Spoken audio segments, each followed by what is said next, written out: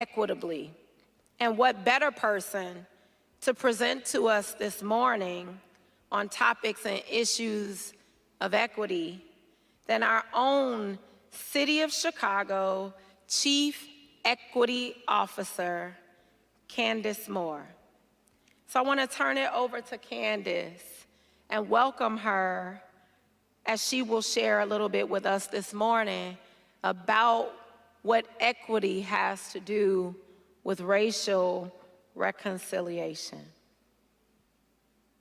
Thank you. Can folks hear me okay?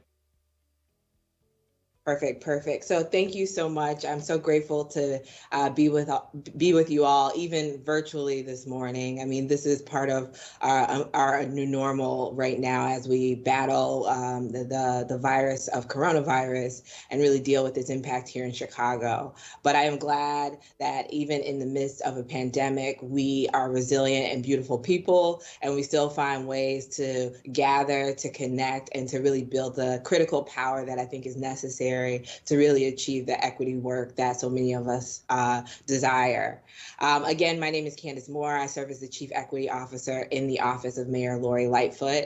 I am excited to be here because when I started this role, I really sort of owned the challenge that equity work means really thinking about how, for the city, how we serve all of our residents, but really build a muscle and build a strategy for recognizing that our residents need different things. And this is based off of a truth that exists in Chicago about the challenges that we've had as a city, the inequities that exist, the structural, the historical. And if we're going to get to this place where people all over the city have a fair shot at thriving, then that's going to require us to do different kinds of work to really understand what our challenges are, but also to understand the assets we have and the different ways that we can really build resilient neighborhoods,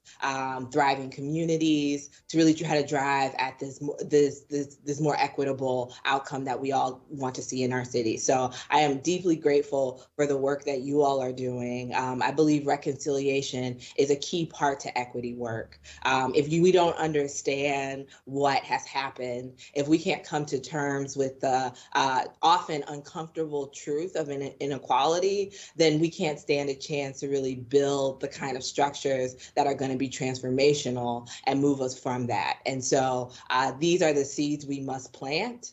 These are what we are doing is sowing into those seeds, making sure that we are building a community so that what is produced is something that we can all be proud of, that thrives and supports us from here on out. I really also just want to name that I'm really excited about the focus on young people. We have to be talking about the arc of our history, both past, present, and future. And young people represent a future. It represent the group of people that are going to take on this work beyond the posts that we currently operate. And so we want to make sure that we are building that linkage, that we are empowering them, we are taking in the experiences that they have, so that we continue to build that arc towards the world and the community that we want. And so with that, again, I'm just so grateful to be here. I'm excited about the work that you all are going to do today. Know that the Office of Equity and Racial Justice is always a partner and is always looking forward to continue to work together. Thank you. Thank you. Thank you so much, Candace. Thank you for your leadership. Thank you for your service and for your commitment. And now we're going to have another special guest from the mayor's office. Let's turn and watch. Hello, everyone. I'm Chicago Mayor Lori Lightfoot, and I'm excited to speak with you all today. First, I want to thank the organizers for inviting me to speak, as well as all of you out there for showing up and tuning in. Though this event may look different from previous ones, the reason why we're gathered here today remains the same: to share space and learn from each other. I look forward to seeing how you apply what you've learned today into the world around you. Thank you, and please continue to be safe. Thank you. We appreciate those words of goodness and the charge and the consideration of health and safety therein. And so now we're going to hear from some young people and what their concerns are. Emily Wilkes is a teacher in an 8th grade class here at Catalyst School, and they have a few questions for you, Candace. So Diamond J is one 8th grader from Catalyst Circle Rock, and Diamond wants to know, what are you doing to address the higher rates of COVID-19 in the Black community? And what are you doing to address the general issue of public health in the Black community? Yeah, thank you. And thank you, Diamond, for that question. That's been an important question for us here in the mayor's office, especially us, the team that I work with. So Diamond is absolutely right.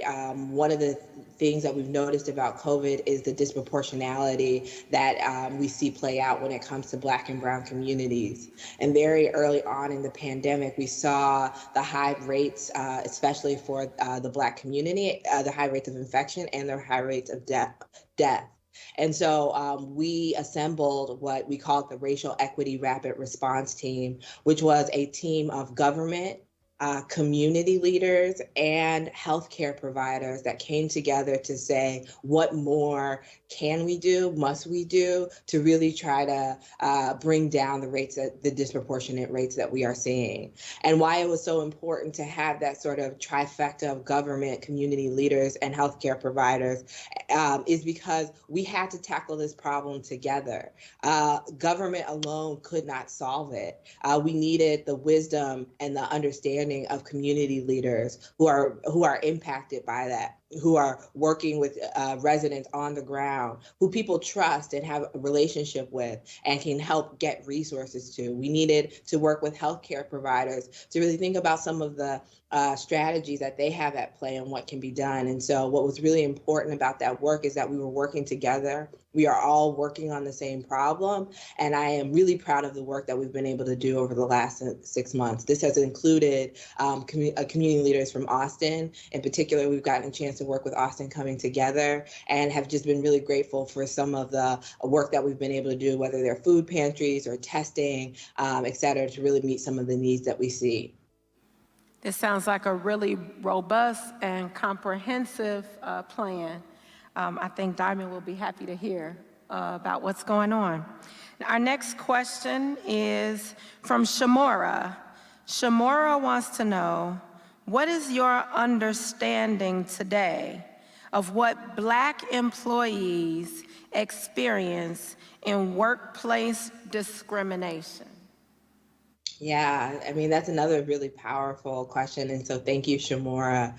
I mean, the realities of what it means to be Black in America are deeply complex, and to be Black in America in a workplace is an added complexity. Before I started here at the city, I was actually a lawyer at the Chicago Lawyers Committee for Civil Rights.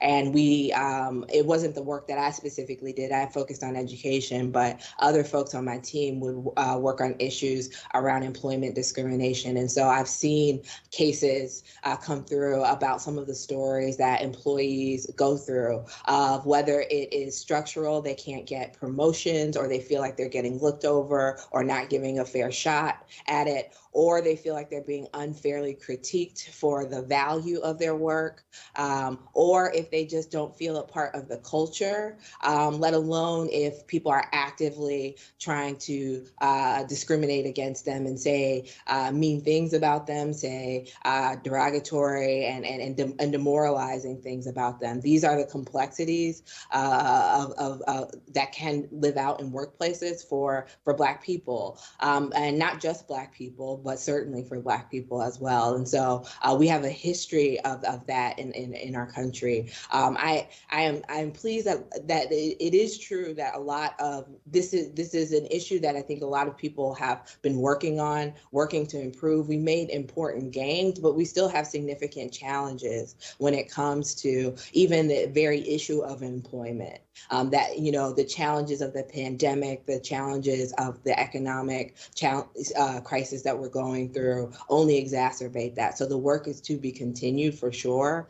What I believe that I can do, at least here in the city as a workplace, is really support our team and making sure we're doing all that we can to make sure we are inclusive, to make sure that we support all of our team members, that we understand that everyone understands issues of race and equity, and that we become strong and really work on that, not only who we are as a team, but also the outcomes that we produce. And I think that's the way lots of workplaces need to think about it. And that will continue to be work that we all have to undertake together. Thank you so much, Candace. We have just a couple minutes left for probably what is going to be the biggest question of them all. I will say personally, I'm already feeling safer and healthier about the future if our 8th graders are asking these caliber of questions, right? The last one is from heaven. So already it's big, right? It's coming from heaven, right?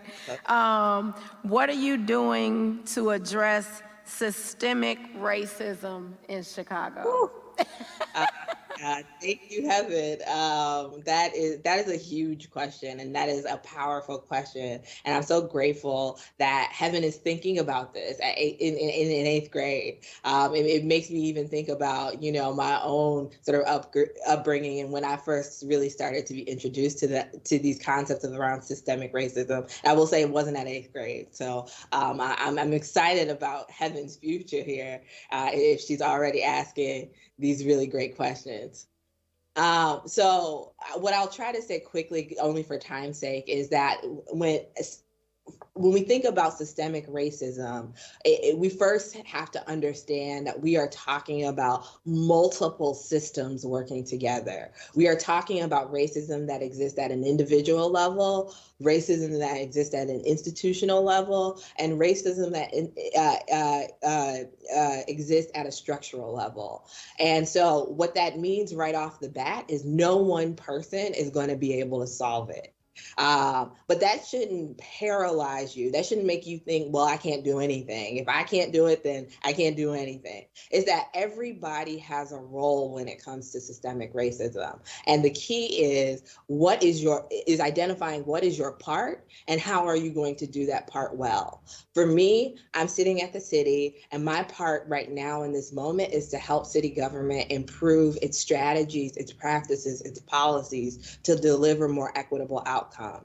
My work alone won't do it, but if I don't do my work, then we're missing a key part of the team that's required to do this. And so what I would say is, Heaven, one, you have a role in this, you have a place, and so we're all excited to support you and your role in working on this issue, but know that there are plenty of other people that also care about this and that are working on it, and it's together and over time that we'll get to the places that we want to really try to tackle what is a systemic issue here in our city and in our country. Thank you so much, Candace. It has been an absolute joy and pleasure to have you with us this morning and to take the time. Oftentimes, I think we lose sight of how important our youth voices are. So you being here reminds them not to believe this myth that the city isn't listening to them, but that you're making the time to be present to their questions, and that is the part we all can play. So thank you so much for being with us. Thank you for having me. I look forward to the future where we can be in person together, but I really, really appreciate the space that you all created, and I'm excited about all of the work that you all are about to do today, so please keep me posted. Wonderful. Likewise, likewise. Well, we are off to the races. What a robust conversation with city leaders and city officers who care about what's happening on the west side of Chicago. And as we talked about earlier, one of our emphasis for today is going to be about youth empowerment. And so we have a youth panel that's going to be led by the most wonderful and incredible Mickey Grace. And so now we want to turn over some of our time to hear from Mickey Grace and the youth panel.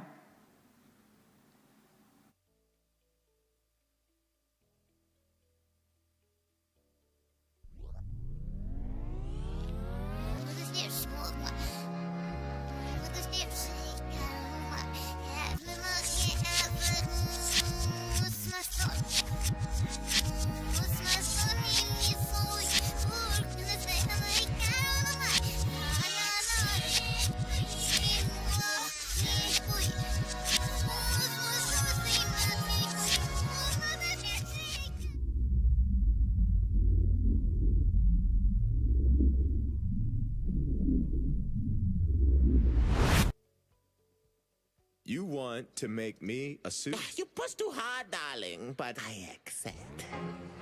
It will be bold, dramatic, heroic. Yeah, something classic, like the Diner guy. Oh, he had a great look. Oh, and the cape and the boots. No capes. No capes, what you do and take it off. I tried to save the world, so I took off, but then it got caught. It was in the way where I was trying to save the world, but I'm still equipped with power to save all the boys and girls. No capes, I don't look like what you used to. These capes are just accessory, and I ain't got nothing to prove. I ain't got no worries, I ain't down for hate. Black girl superhero, and I'm here to say today, I don't want the cape, 'cause I'll just be delayed, and I won't hesitate. I just wanna save the day. Now I'm powered by blood. It was all developed, and my time is never late. I was made to save the day.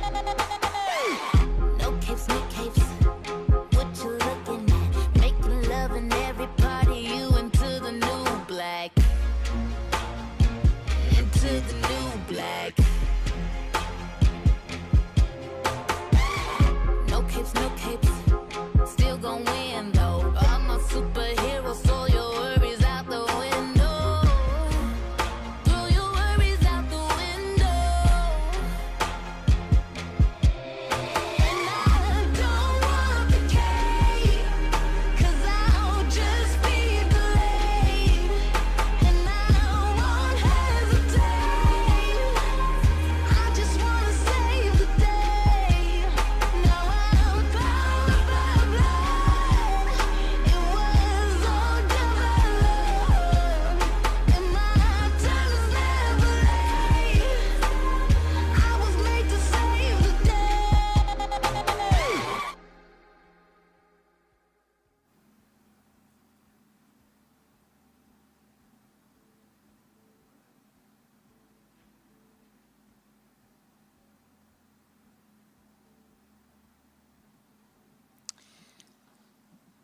We always like to take the time to acknowledge the artistic presence that's so important to youth empowerment and equity.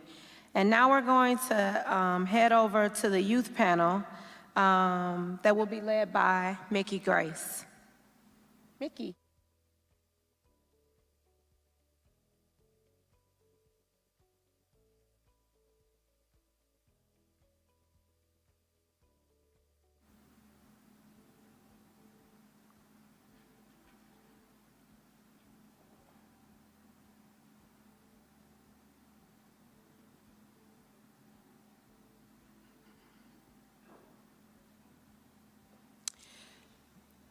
So maybe we're having our first tech issue of the day. Surely no one thought we would make it through the entire day without one. Mickey, can you hear me?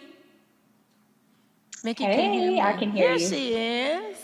All right, I'm turning it over to you, sis. Okay, awesome. Thanks.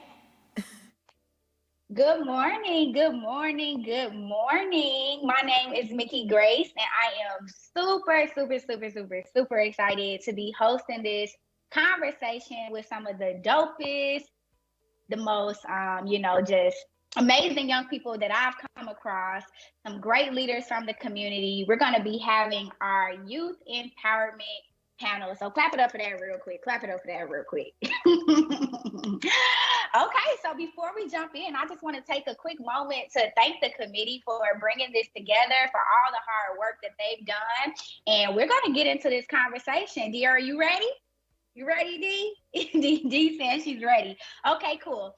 So my name is Mickey Grace. Like I mentioned, I'm here today moderating the conversation, and I'm going to get us started out by having each of our guests introduce themselves by their name, what organization they're representing today, or what organization they feel most connected to, and then where do they identify on our social change ecosystem. And we'll get started with D. Go ahead, jump right in, sis.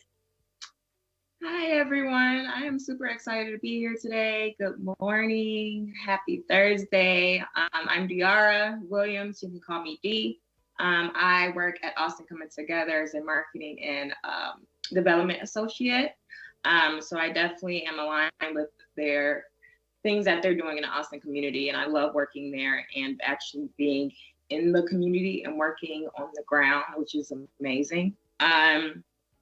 For the social change ecosystem, I listed 4. I'm all over the place. So I say that I am kind of into experimenting and being a visionary. And I think those go together kind of, because if you vision something, then I like to take action. So I say that, okay, well, I have a vision here. Let me see how I can make this work in my community. I say that I'm a caregiver as well. I believe in loving one another is one of the most important things to do. You can't do too much without love and caring and nurturing for others. And I will say I am a kind of a guide too, teaching as much as I can, whatever wisdom I have so far in life. I like to give that to whoever I can. So that's me. Nice to meet you all. Thank you. Thank you for sharing, D. I'm super excited about hearing a little more. Giovanni, please just let us know, share your name, what organization you're connected to, and if you have an identifier, you can share that as well. Okay, hello everybody. My name is Giovanni. I am from West Side Health Authority. We are the people who are making the podcasting system for young youth.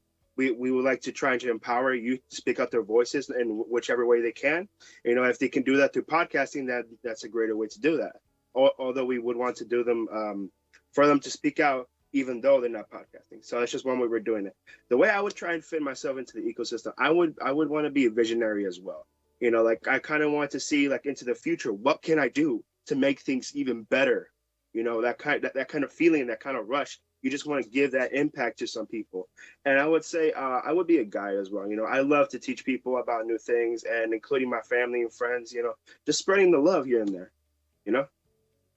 Thanks, Giovanni. Thanks for the work you're doing. I love podcasting. Me and Rashida actually have a podcast, so we love doing that work. So thank you so much. Keyshawn, let us know. Hi, everybody. My name is Keyshawn. The organization I actually came to represent too. It's Your Passion First, and it's Build Chicago. Essentially what I do with both of those organizations, respectively, is Your Passion First. I'm a mentee in a new program who's actually getting ready for the workforce through arts, culinary, sports, and etc. So I've been really been trying to push my passion first, and I've been trying to figure out how to get other people on board, which is why I entered Build Chicago as a tutor/mentor for the middle school youth. And my role in the ecosystem, I thought long and hard about it, but I realized I couldn't choose. I consider myself a Renaissance man. So I at some point in time had to play a lot of different roles, but the role that I really sincerely resonate with as of right now is the storyteller. I feel like there's not a lot of people to get a platform out there to get their stories and their voices heard. And I know I'm really good with words, and I know I'm really good with networking. So I would always be on the front lines trying to get people's word out, because stories is what really make a difference. It's not really the money. It's really the community values. Thank you, Keyshawn. I'm not surprised you was like, let me put my own little spin to this. Keyshawn and I have actually interviewed before, so I'm looking forward to having him again. Keyshawn is a fashion designer. He did mention that, but I'm pretty sure he'll get into that a little later. All right, next up. Come on. Hi, my name is Felissa Dawson. I am from Build. I work with the program YEEP as well. That's mentoring, and I also work with Illinois WorkNet and being a daycare provider for the children in my neighborhood. So leading back into like the social change economics, I will put myself as caregiver, healer, storyteller, and a visionary, because all that will likely fall into my spirituality. So all this is how I move. So I consider myself a visionary because I usually visualize what I'm doing, what I'm going to do, and then I actually put forth the effort to do what I want to do. And I also am a caregiver because I have a younger brother who is autistic, so I work with kids on the spectrum, and I also work with neighborhood children. And then I would consider myself a healer because I usually give awesome advice. Everybody comes to me with advice and whatnot. And so I usually heal the people that I hurt. They always ask me. And I would call myself a storyteller because even though you feel like I can't put myself in your shoes of what you're going through, I always got a story to tell, a story that can help you, a story that can motivate you. So that's why I put myself in those roles. Man, y'all are already just like, look, Felissa said something that I don't even think she knows. She gave a word. She said, that's how we move. She said, that's how we move. And I said, yes. Okay, all right, Jeremy, what you got? What you got? Hey, y'all, good morning. My name is Jeremy Mercado. I'm with Build Chicago. I'm one of the mentors, and I run the My Brother's Keeper program. That's an apprentice mentorship program at Build, and also lead a civic engagement group, youth council. So I'm always working with high schoolers, middle schoolers, that fun age group of young people, and looking at the ecosystem map and just thinking of myself, I would consider myself a builder, just because I think I'm constantly hanging out with visionaries or people who have the vision. And then I leave my hands open and just pray, they give me a brick and I figure out what to do with it. But yeah, I feel like I like to develop, organize, challenge myself in that way. And I like to stick with those people who can think about the next 3, 4, 5, 6, 7 months. Just because I feel like those are the people who can kind of really get me motivated, but I run the groundwork around them. And I can contribute to that collective vision. I also feel like I work as a guide, as someone who can talk you through a lot of things when it's happening. And it can be a hot mess for you, but I feel like I usually for youth in general, with the guys and individuals I work with, it can be a tense moment in their life. And it's just like, all right, what are you going to do about it? What are you going to choose next? But also love them in the process of something that might be extremely sticky for them. So yeah, I feel like depends on the day, just like all of us, we can choose to be different things. But yeah. And isn't that beautiful? That we can choose, that we have the power to choose to be different things. I love how each of you are finding yourself at the intersection of each of these roles in the ecosystem. And I think I feel right at home with you all because when I was looking, my mind immediately went to experimenter because I felt like all of these roles fit in this like experimentation space. We have to continue to experiment in all of these spaces if we're going to make change, if we're going to evolve, if we're going to be the best that we know that we can be. So thinking about some of the things that you all listed, right? Like builders, healers, storytellers, visionaries. How does this role, right? This role contribute to your ideal career path? And I say ideal career path because, right, in society, we use professions. We don't necessarily use like roles. We use industries, sectors, things like that. So I'm curious to know, how does your role, your role, your identifier correlate or relate to your ideal career path? And let's go ahead and start with D. For that.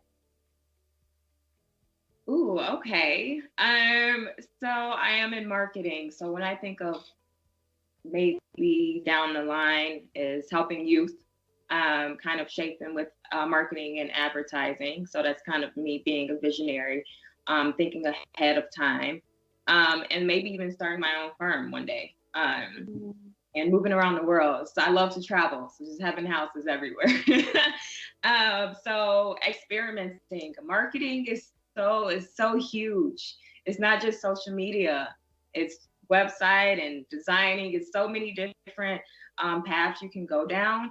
So I started off with graphic designing. I had a mentor that threw me in the fire. She said, design this business card, design this website, good luck. Let me know if you need anything. And I was like, okay. So I was in college and I was like, oh, okay. So that's really that experiment that kind of started my motivation to be curious about everything. Because I was one path, and then I seen how she'll do a website in like an hour or like a day, and I was just like, that's so motivating to see. And a caregiver, whenever I see a child or use someone that is who wants to go down the marketing rim, just being caring and not being afraid to give my information. I don't want to hold this in. I want to spread it as much as I can. So you can get in different positions. For CMOs, for example, it's only 2% Black women in chief marketing executive officers in the world, in the United States. So that motivates me. We need more representation. So it is I feel like it's my responsibility to give others opportunities and help about the industry I'm in. Mm-hmm. Don't we just love those mentors that just throw us in the fire? Rashida, don't we love those mentors that are just like, hey, do this? And you like, okay, but the reason why I love that, right, is because it makes us not necessarily curious about the thing, but curious about us. Like, what can I do? What can I prove? What can I do? Right? Yeah. And if they believe that I can do this, and this they whole business, they whole job. Exactly. I was like, oh, you have trust in me. Because I was trying to do stuff on Photoshop. I self-taught myself Photoshop. And she was just like, okay, you know Photoshop? Bet. Here you go. Make this flyer. I was like, okay. So Jeremy, I see you down there laughing and smiling. Can you relate to any of these things? Where do you relate, or where do you feel? Either one, you can go either way. Where do you relate? Where do you feel your role fits into your career path? You know, man, I'm just thinking about this, and I just think about like everyone who's just given me an opportunity, because I feel like throughout, I've been working with youth now officially like over a year. But, you know, I think about like how I first entered through the doors as a student at Build, you know, a social work student with an internship, and then given an opportunity just because, you know, I was working on another team at the time. And I was just like, all right, well, I know I'm a builder. I know that whoever can give me, like, if you give me a chance, I'm just going to rock it out. And I felt like when they gave me the opportunity and like the actual employment to like, you know, I literally felt like, you know, I was offered the chance to be that builder that I identify with, that person, you know, just when given the chance, I knew that was going to be my time to be able to connect with my ideal career path, because someone really took a risk on me that I felt like at the same time, like, do I think I was the best option? It doesn't matter because I was given the opportunity. And on that day, I felt like, wow, like this is insane. And that changed the role of, you know, what I even thought of myself to be doing, specifically in Austin too. Just because, you know, I would visit the West Side, but not as deep as I would a year ago before I started. Because, you know, now I live in Humboldt Park, but I was more familiar with the Northwest Side and things that were going on over there. Just being Puerto Rican too, I feel like sometimes you stick to your communities and neighborhoods. But yeah, I definitely feel like the career path and my identity as like a builder has drastically changed as soon as the opportunity came for the ideal career path to be able to navigate in the space differently, and especially when it comes sooner than you think, because, you know, I was still a student, and given an opportunity that sometimes you think you're too premature for, but it's just handed to you, and it's like, all right, I just got to run with it now. And thankfully, I'm still hanging out with those visionaries, those storytellers, even though I feel like we all tell stories in different ways. But yeah, because when we build together, we're also learning something in the process of that and adapting as well. So Yeah. that's kind of like Yeah. what was going on in my head when she was talking about that. Yeah. So Keyshawn, do you have any thoughts on what Jeremy has mentioned here? I see you with the snap. And he's just been facts after facts after facts Yeah. after facts. He not missing. He is not missing. So me growing up in Austin and bumping heads into people like him were like really, really, really, really, really rare. Like I was some people I'd encountered walking down the street, and I see I passing out flyers and just trying to get the little homies to come in, and everybody laughing at y'all and walking off. Like, no, we don't do that, shorty. We on the streets with it. So no, I know exactly how people in his situation that was just trying to make a difference in communities, but it wasn't really people there to really sit there and take people like him seriously. And I would always pay attention to people like him, because it was like, what's wrong with actually trying to do good? And I never really found the answer to that. Whenever I talked to these same people that would laugh him off, so I would always take I would always be gravitating to whether I knew what it just felt good. Curses within our communities that people don't talk about, what people refuse to talk about. And knowing that there are avenues that I can go down that I didn't know that I had access to until I got older, it made me realize that these should have been more avenues available to me when I was younger, so I can already develop into the man that I wanted to be at an early age. So having people like him that I'm coming across at a young age makes me want to go back to the younger demographics in Chicago to start from there, to start from the root of all the growth. So. Yeah, thank you for mentioning that, Keyshawn. And it's a really good transition into this next question that I want to dig into. You talked a lot about like access, right? Having access to these things so that I can know what I might want to do, where I might want to go. So I'm really interested in hearing from, just both Felissa and Giovanni. I want to bring you all into the chat here.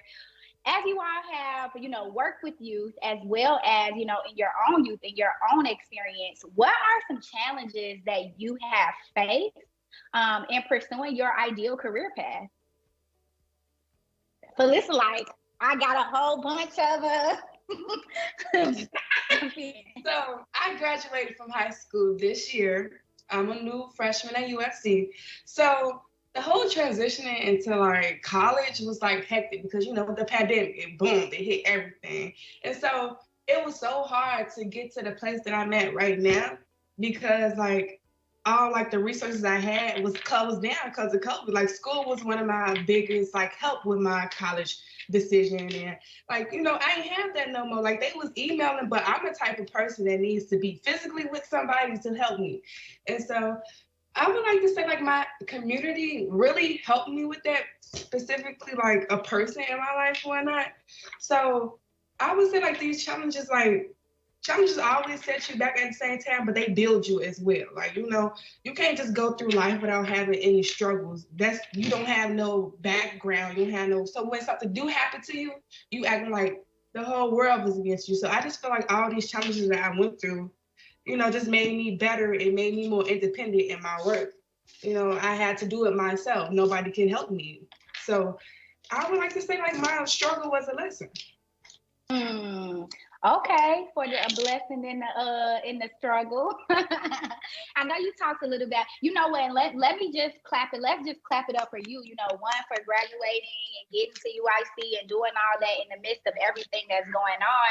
Shoot, it wasn't really nothing going on when I was going to college and I was struggling. So I can only imagine. So I know, Giovanni, you all work with youth, right? And I know that you're also really interested in, the role that education and school plays in helping young people grow and aspire to their career. So as you hear Felissa talk about her struggle, what comes to mind for you? What comes to mind to me is same thing, actually. Class of 2020 right here. And I'm planning on going to college very soon. Hopefully, because the situation that was going on with COVID. But back to what I was going to say originally. With education, it's really hard. I want to get this off my chest right now. I'm a proud Latino autistic man. I have autism, and I'm really inspired by the young lady that just spoke ahead of time. She helps out her brother who also has autism, stuff like that. I didn't really have a chance. That's what a lot of people told me. They said, "You're not going to make it. You're not going to be nothing. Give up. 3 things that kept getting shoved in my face. I was like, nope. I don't gotta listen to you. You don't gotta listen to me. We can go our separate ways. That's just how it was. Push and pull, push and pull. And that's why when I hear you guys' stories, I feel so much inspired to keep on going with what I want to do. I want to help other kids with autism. I want to help other kids want to find their voices, make sure that they're allowed to speak, or even teach them that you guys have a voice. You guys can speak.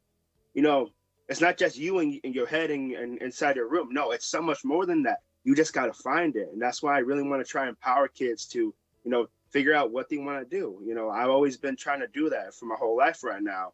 And when I hear you guys talking about, helping out people, mentoring, showing them their way, their careers. And I feel like I should start doing this too, trying to move forward with my career, because, we're all still so young, and I'm still trying to make a name for myself too. And in my own community, trying to make sure people know that I'm here. I can help you if you want me to, just trying to get everything out there, including with other people. That's just how things are. Yeah, and you know what, Giovanni, let me just say this. You have such a powerful voice right here, right now. You're making a name for yourself right here, right now, today, and you had one before today. And I think what is really important and what is really inspiring me right now is, as you all are talking about, just people who are people on the spectrum, people who are different, right? Who are different and who need different kinds of support, different kind of assistance. All the assistance, the one way of doing it does not work for everyone else. And I think that's why it's so important for each of us, right, to find ourselves at the intersection of these roles, because the reality of it is we need a new way, and we're going to create it. I already know it. So look, y'all, I actually got my start in this work at an organization called Leaders Up. When I graduated from college, I helped 18 to 24-year-olds in Oakland, LA, and Chicago gain access to careers.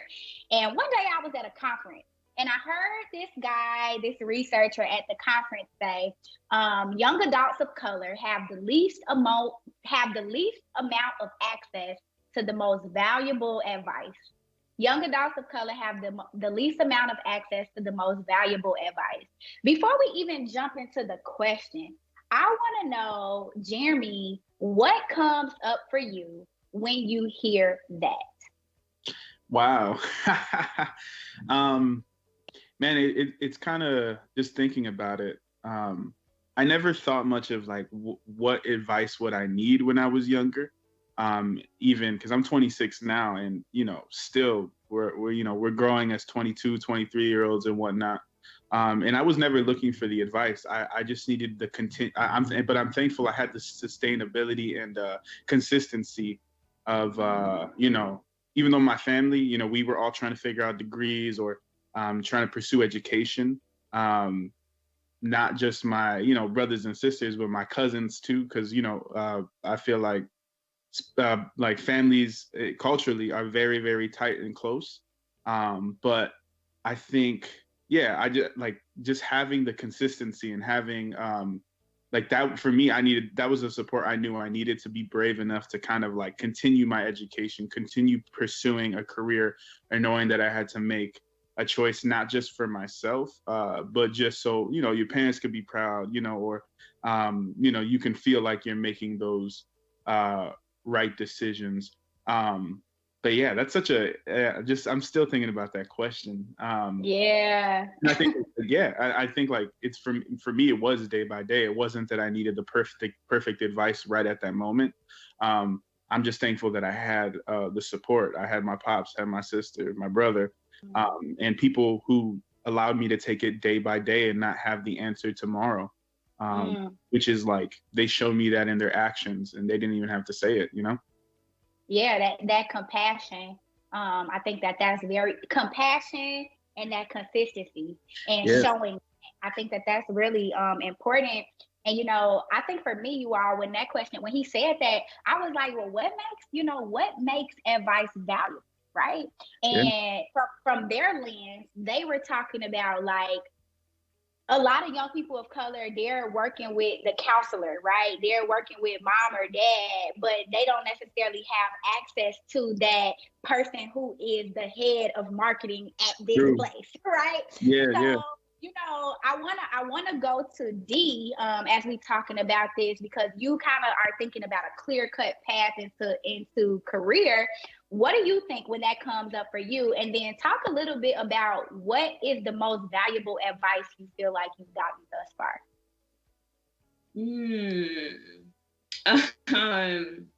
Advice. And this is career related. Any career related advice? Yep. So career related advice. I say that it doesn't have to be this way. Like the way things are structured right now doesn't mean you can't reconstruct it. And I think that's kind of the biggest thing. And it's not more about dialogue, what people said, is more about their actions, the actions I'm seeing around me. Like my mentor, like I stated, she's the only really Black marketing person that I know close to me, really. I know like maybe one more, but so just seeing how she moved and how she's taking different spots that I never seen before. And like saying support as well, having support, because I went to school in Humboldt Park and I went to high school in Oak Park, suburb, city to suburb, completely different. And then when I went to college, I went to DeKalb, and I was behind when in high school. I didn't have an education like those other students. So I had to go a different route to college. I had to go in a special program because my education wasn't up there. And my cousin helped me, guide me through these applications, these essays. So having that kind of support, like Jeremy stated, is what really keep you going, because you know, this young person out of high school, you don't know what to do. So him, you know, researching, helping me with these applications and everything really helped me, because I did feel like a failure. Like, dang, I have to go a different way. Like, I can't just do an application and get into college. Like, it was completely different for me. But that really just kind of put a fire in me. Like, okay, yeah, you needed a little bit more help, but that doesn't mean like you can't have a seat at the table. You still, you know. Period. So it might just be a little different than other people, but that don't mean like you don't deserve it. So I think that the support definitely. Did you go to NIU? I did go to NIU. Okay, I went to NIU. Amber, she went to NIU. Really? Oh, yes, we gonna have to connect. But you know, I think like you touch on something that is really interesting, and just a quick plug for all the young people that's out there watching. Like, you know, I think that people don't realize when you go through these special programs, it's one, you still got to pay for this stuff. You go through these special programs through college. Sometimes they not giving you no college credit. They just like, you have to take this class. And it just makes me feel like how, like you're saying, what more can we be doing? What more can we be doing? What can we, and not even more, what can we be doing differently? So I know Keyshawn was like, yes, restorative justice. Jump in, Keyshawn, and talk a little bit more about what you mean by that and why you think that is essential to this conversation we're having right now. Okay, I just wanted to start by saying that the reason why Chicago has the culture that it's known for is simply because we have no access to resources. That's why everybody brags about the finessing culture and all the bad stuff we have, because we simply don't have it. That's why when people quote unquote get good, that's something that people look up upon, because we don't have anything, which is why it all ties back into restorative justice, because we see that different neighborhoods that don't need it get more than other neighborhoods who truly do need it. And I feel like that also ties back into equity, something that needs to be really paid attention to rather than equality, because everybody can get equal things, but if somebody already was well off without it, they're just getting more. So if all that stuff is evenly distributed amongst the people who really do need it, they can actually do wonderful and amazing things. Then we won't have to talk about why this specific demographic is failing or why this specific demographic is doing this, that, and the third. It's simply because your demographic, whether it be white in this area or Black in this area or Latino or whatever, if this specific area is getting more resources, it doesn't need it. There's other people out there who live in the same life and the same struggles who need that more than you. And I think that, again, restorative justice is really, really important, because We're just focused on going back to making things the way that it was, and the way that it wasn't what it needed to be for everybody, because it wasn't equal. It never was equal. That's why restorative justice is taking that energy from a place that it already came from and rebuilding up for something that's better and more beneficial for everybody around us. Not many people really want it, because people are so busy living in the scarcity mindset rather than the abundance mindset, not knowing that there's enough for everyone. So. Yeah, thank you for sharing that. You know, as I'm listening to you all talk, I want to share something a friend said to me. So I have a friend, he works for After School Matters, and we talk a lot just about Chicago, the West Side in particular. And last week he said, you know, Chicago is like New York without the light. He was like, Chicago is like New York without the lights. And he was like, you know, people here in Chicago, we get it by any means necessary. And I think, you know, I disagree, right, Keyshawn, that we don't have anything. I think we have an abundance of like talented people. We have some of the most amazing, the most talented, the most culture setting people I have ever met. And I think a lot of that comes from the programs that we have grounded and rooted here into our neighborhoods. So I want to take the conversation in a different direction here. Right, what we're finding in neighborhoods like Austin and other neighborhoods on the west side of Chicago is that a lot of young adults don't know about the programming, the positive programming. They're unaware that the programming is going on. I want you all to kind of reflect on what do you think is at the root of this issue? What do you think is at the root of this issue? And then what do you think we need to do to address it? And I'm going to go with Felissa. She looked like she got something to say. So I was thinking about this question really long and hard. And then I thought back to how did I get wrapped around in my community? Who helped me? And so that brought me back to thinking networking. The only reason why I'm here today is from my neighbor, which helped me open up my horizon and see everything and actually get all these opportunities. And so I would like to say the problem would be like people don't know, like a lot of people don't be knowing, or just like people don't network well. That's what I'm saying. Like people usually don't try to even talk about community stuff or like career stuff. Like the conversation never steers in that direction really until like you like meet somebody, like you would never know. So what I think we should do is like, I don't know, have like certain like, I don't know what to call it, like community like organization, like having like, you know how other communities, they will have like a whole bunch of opportunities listed and a whole bunch of like flyers and a whole bunch of people talking about stuff. In Austin, I don't really see that. I don't really see a lot of people, you know, trying to help somebody else. It's always like, it's mine and keep it to myself. I'm not going to help nobody else. When it shouldn't be like that. We all should help each other. We all should spread awareness, and we just don't do that. Yeah, you know, it's really interesting that you say that, right? And let me say this.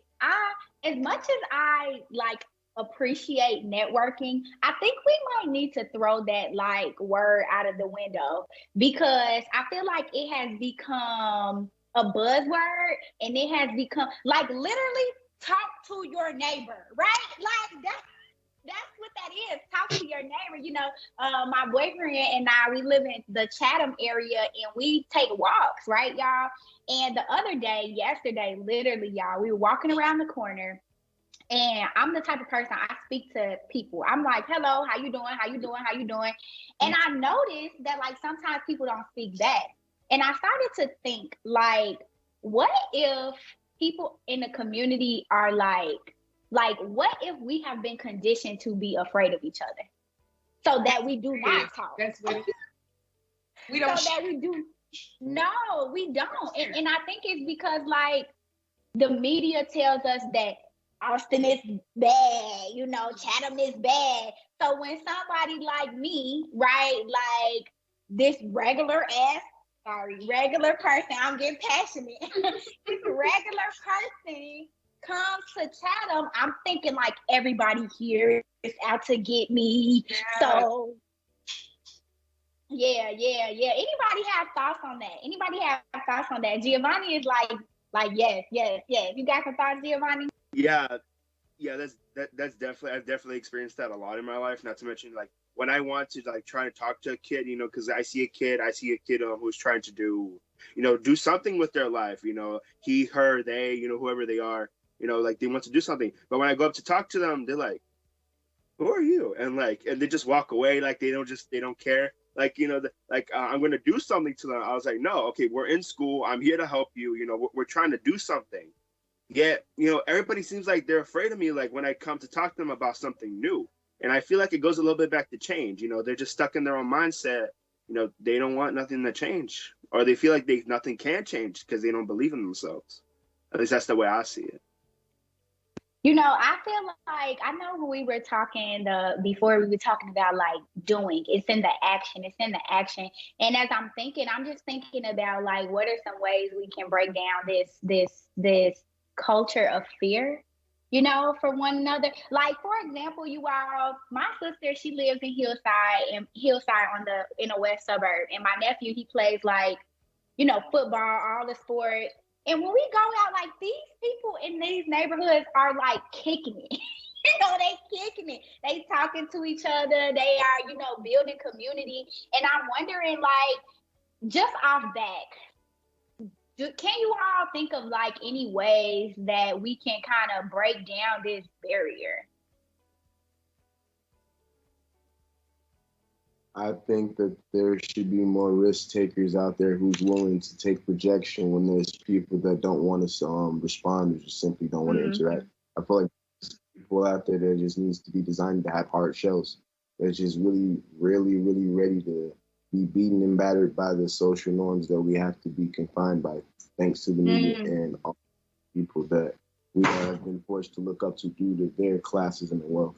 I think there just literally needs to be somebody out there like SpongeBob. Yeah. Right. ZR, did you want to jump in? Did you have anything? I think it starts with being open and not being afraid to love. Being vulnerable is not bad. And I think we were conditioned that it is. We got to be tough all the time. We don't have to.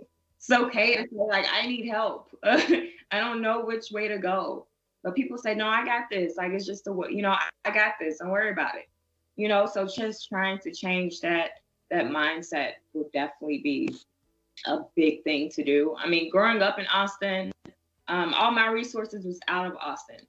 Then access from education, like nothing. I got in the car and left. Why is it like that? No, I should be able to stay in my hood and get the school that I deserve, the food that I deserve, and call it a day. And like I don't know who just said this, but action, not being afraid to talk to others. You got to have somebody that's out there talking, hey, how are you? How are you doing? And sometimes it might be a little tough, you know, whatever, but maybe that might make their day. Just saying that, hey, how are you? Sometimes you don't even hear that, especially now, you know? So just having that dialogue is super important. Yeah. Felicia, do you have something you want to share? Yes, I wanted to say that I feel like we just need to have a balance of the two. Like, it's okay to be independent. It's okay to go get it on your own, but it's also okay to have unity. Like, unity is power. Like, if we come together, it's power in the masses. And so if you're doing well, why wouldn't you want to help your community and, you know, get more resources and more organization, more help, you know? So I just feel like you have to have perfect balance with it.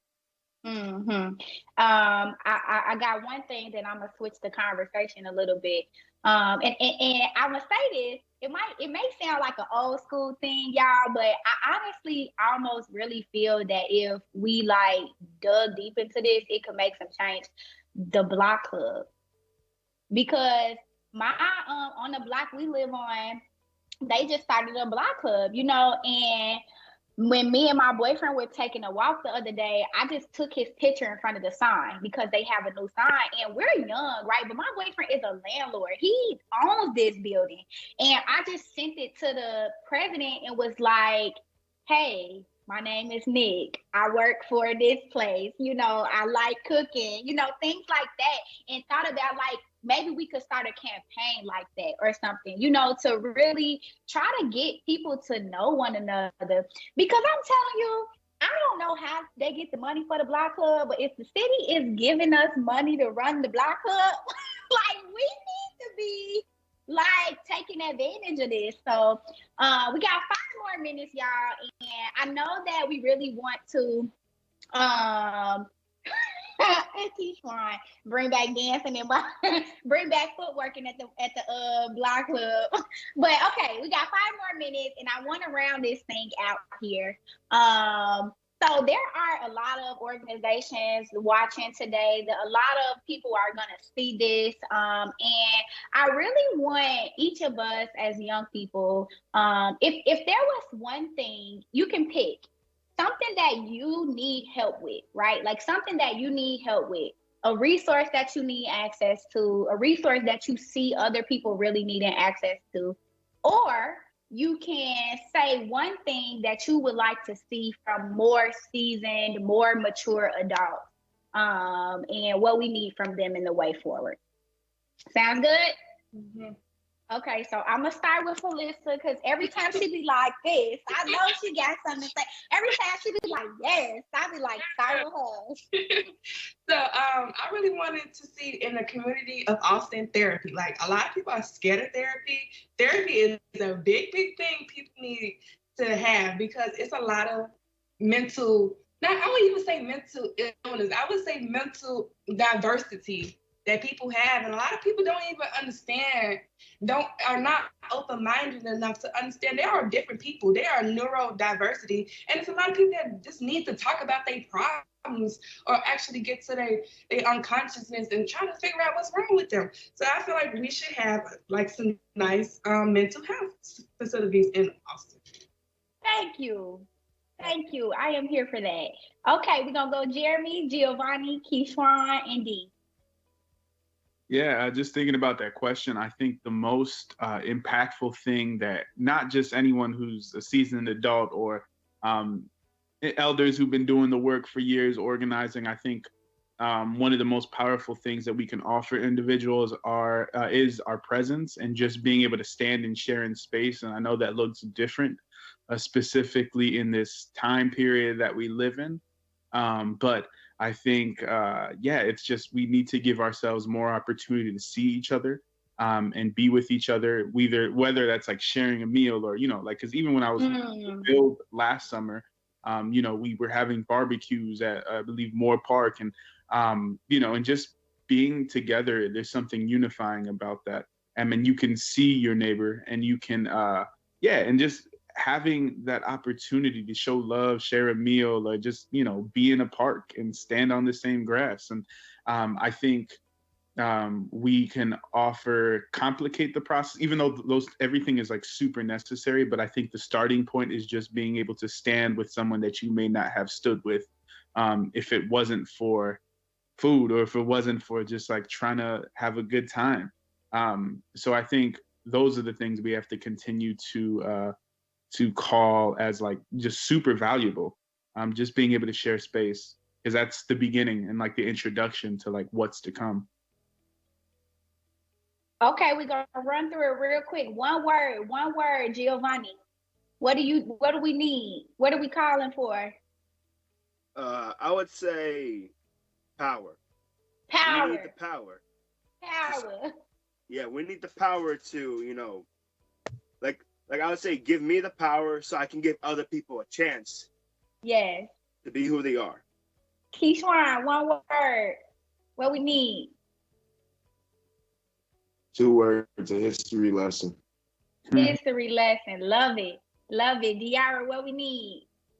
We need more openness, love, a spirit love, and giving youth more opportunities in Austin. Hey man, I'm gonna say we need more of all of you. We need more young people. We need more fellowship. We need more opportunities like these to connect. I love you all. I want to thank you all for having this conversation with us today. It has been great. And I think I am going to pass it back on over to you, Miss Rashida Graham Washington. Thank you so much, Miss Mickey Grace. You were fabulous as always. Always enjoy listening to Keyshawn, listening to you guide and facilitate and moderate. Y'all make me feel so safe and so thankful for a future we can trust. So thank you so much for your work. And now we're gonna ask Kyrie Johnson to come on out and gift us with his live presentation. Kyrie, where are you? Yes.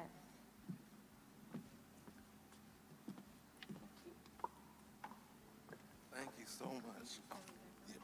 Here you go. Thank you so much. Feels so good to be here.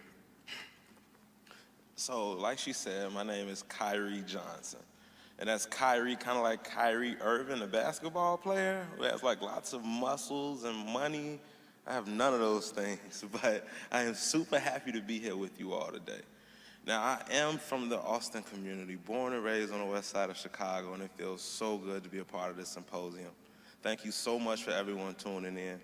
A little bit about myself is that I have a background in motivational speaking, improv, entertainment, and to be honest, this is the most important thing I could be doing right now with my time.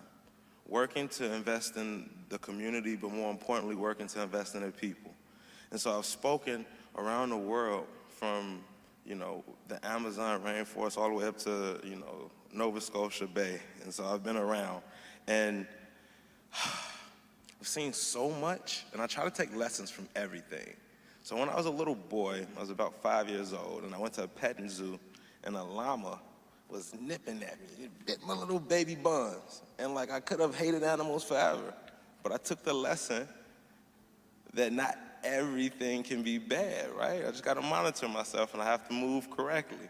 So I don't hate llamas, I just take the lesson that I was supposed to learn. On tour, I was in southern Arizona.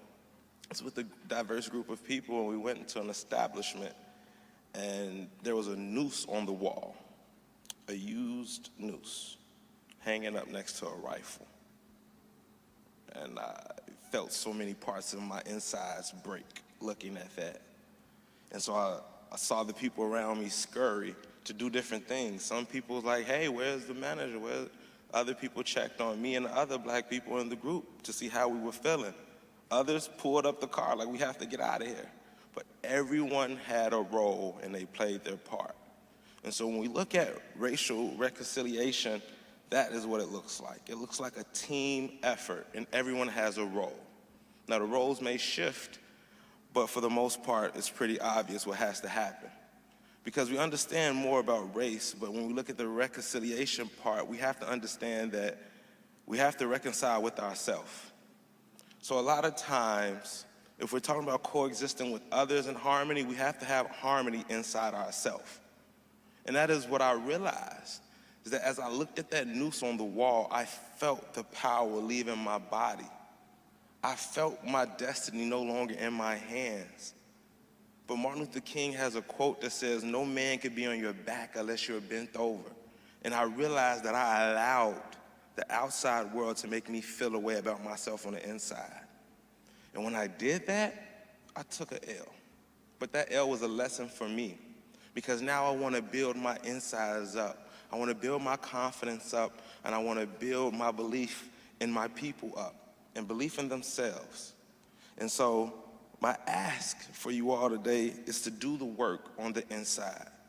So for me, I will continue to raise awareness. I will continue to try to build confidence. But there's work that each and every last one of us have to do. So some of us have to address an embedded victimization. You need to understand that you are powerful. Some of us have privilege. You need to use that privilege to help others. What is privilege? An unearned advantage that you just have. You were born with it. Privilege looks different depending on whom we're talking about and what we're saying. So, with that being said, I want to play a quick video so that we understand what privilege looks like.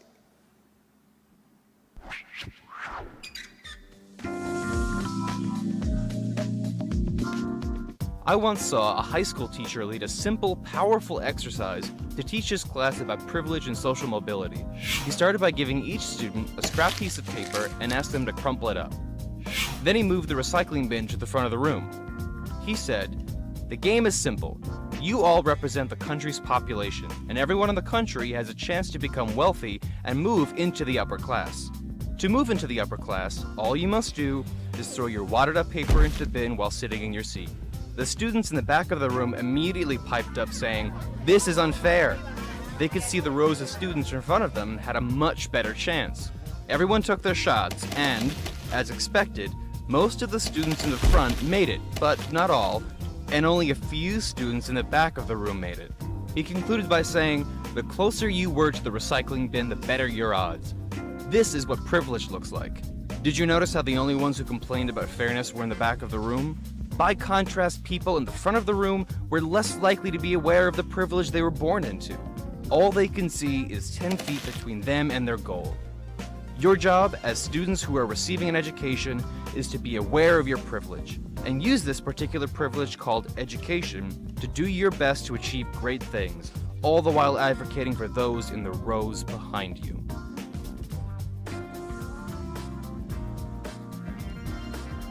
Yes, I love that video. And referring back to that video, when we're talking about privilege right now, we have to understand that some of us are in better positions to get things that matter, whether that be education, whether that be justice, or just a shot at a better life. But let me ask you this. In that scenario, what happens if the student that is the furthest away teams up with the people around them and they pass the paper ball to the front for a better chance? Who said that we couldn't help each other throughout the journey? That was never a rule. And so that is why I said we have to change how we see ourselves and how we view each other. Because if we can start to work together, everybody paper ball can go into the bin. No one needs to go without education, justice, healthcare, or anything that is necessary for a better life. So what I want everyone to do is 3 simple things. Learn, take action, and never stop. Now, learning looks different for some people, depending on what your privilege is. Maybe you are a black person who needs to know more about their history. Maybe you need to learn more about the systemic setbacks that you have, that you're facing. If you aren't a black person, maybe you need to learn how to be a better ally. Being an ally looks different because the type of allyship that's needed for racial reconciliation is the top tier allyship. I need you to be an ally when it's not easy. I need you to be an ally when it's not convenient. I need you to be an ally when no one's around to watch you be an ally.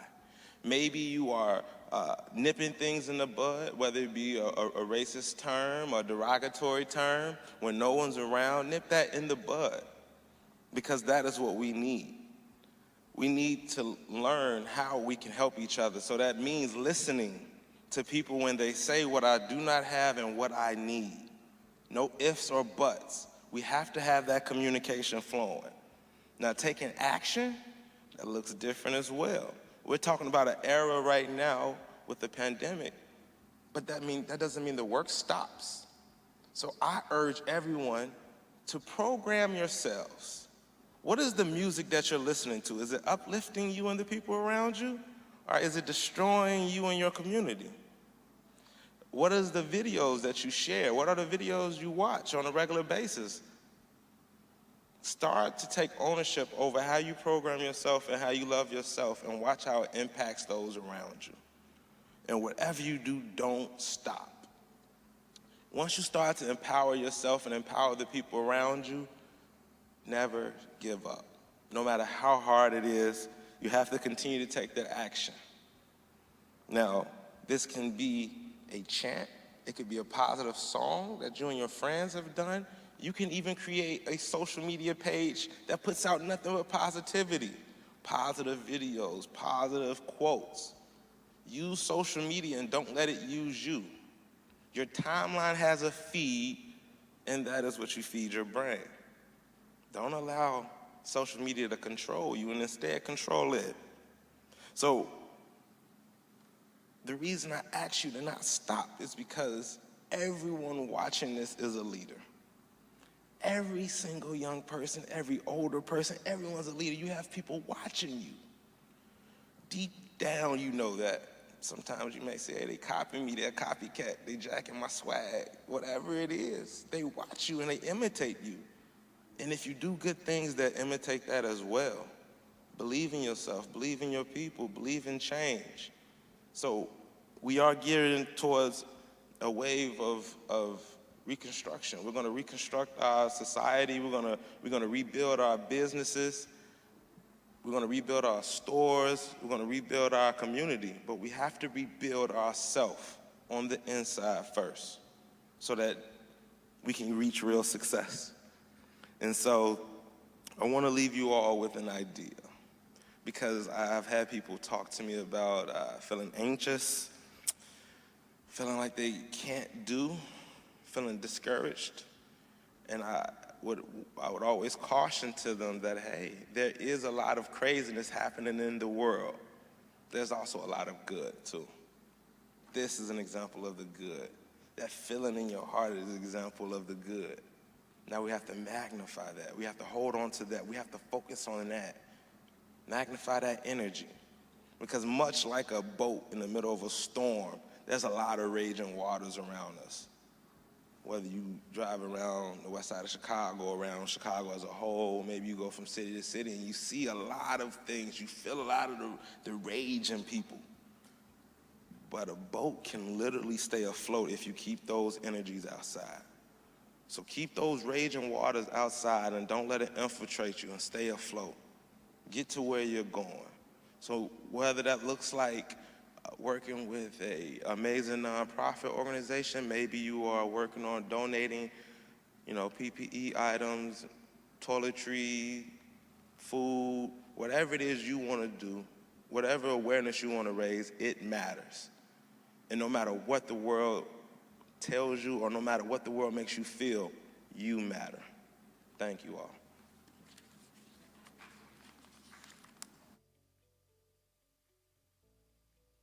Back and forth. Waves rock the entrapment, carrying humans perceived as property. Dispensable objects in preparation to be used, abused, oppressed, beaten, robbed, whipped, lynched, threatened, forced, raped, but not broken. Historic atrocities form foundations of misunderstanding, lay beds for structural injustices, brew stews of hate-filled ideologies, racism, perhaps remaining the most potent over the many, many centuries. Language equivalent to gibberish, clothing unfit for any occasion, traditions unheard of. Savage, deemed their label as such, lands they cannot own, not worthy enough. Guilty bullets impact innocent skin whose home knew nothing of colonization, only synchronous harmony with nature, respect for every given resource, unity among neighbors. That was indeed foreign to those white robbers. Terror and theft brought them to their knees. Far more than bodies were wounded. Traumas leave scars, passed down from generation to generation, seamless as the air we breathe. The pollution of injustice stripped these tribes down to the bare bones. Coloreds only. Cracked porcelain, sprinkled with rust decoration. Dirt dancing around the spout is the limit of how good it gets. Whites only. Sparkling fixture, infused with sense of better than you roses and dominant always lilies. Cleaner than Mr. Clean himself, water flows freely. The privilege depicted in water fountains decades ago permeates throughout society today. So poignant and pervasive, you can hear it, even when you sleep. Just listen.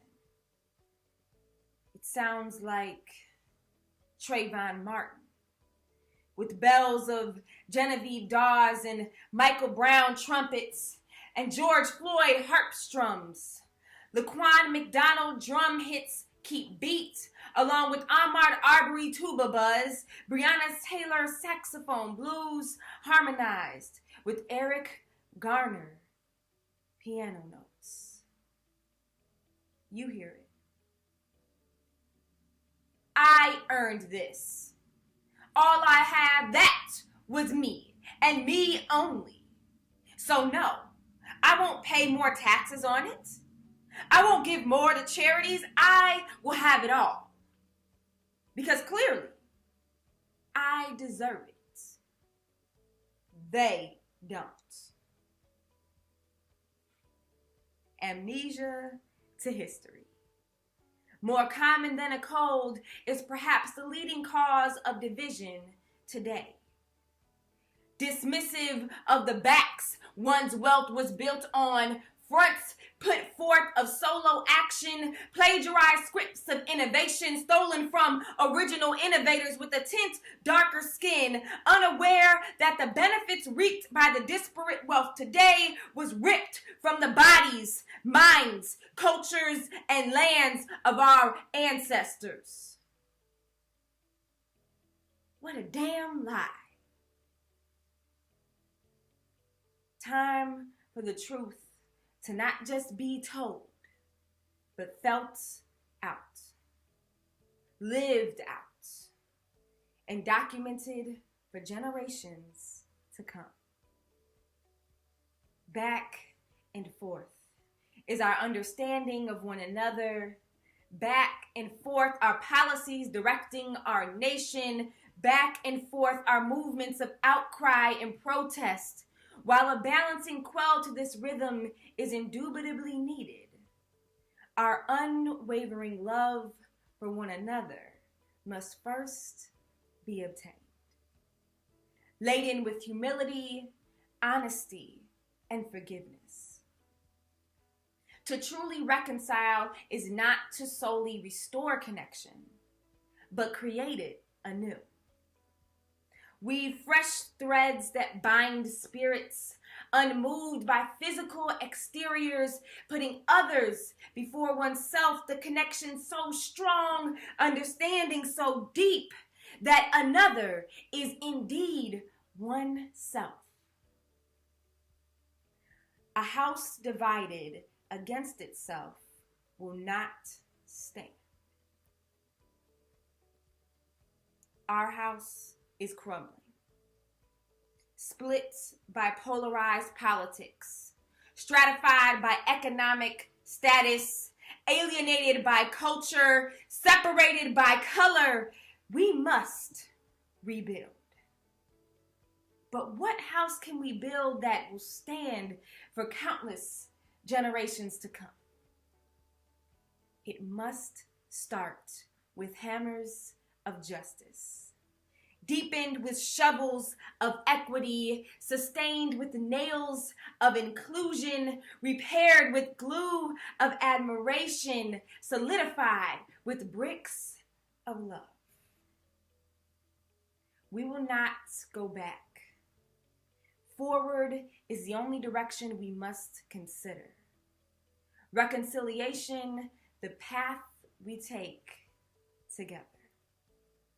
Thank you.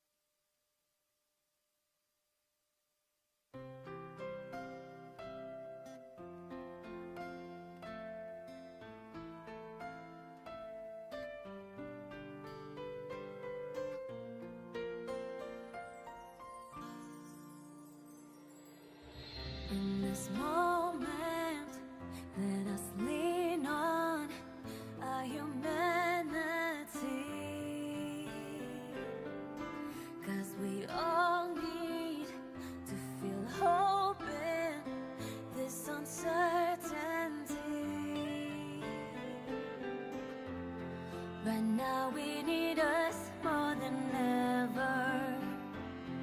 'Cause this is a storm we can weather. We'll make it through when those who can are standing strong. And we'll be better soon if we don't abandon love. So just keep holding on. There's someone who cares for you. Let's do all that we can do. So together we can make it through.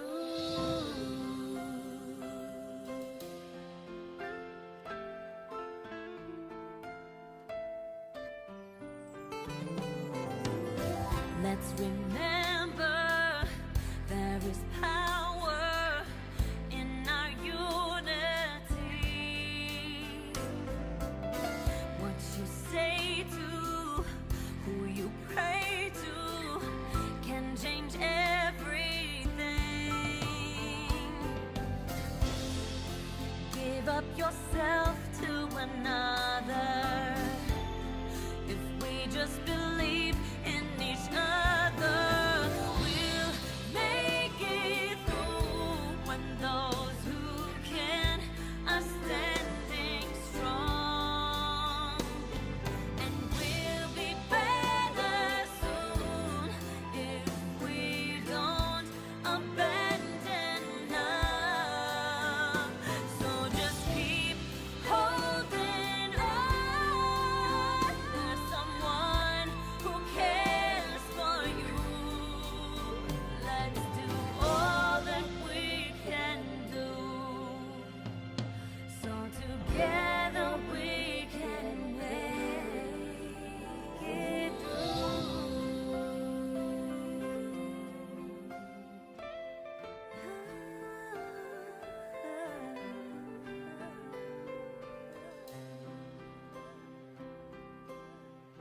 We'll make it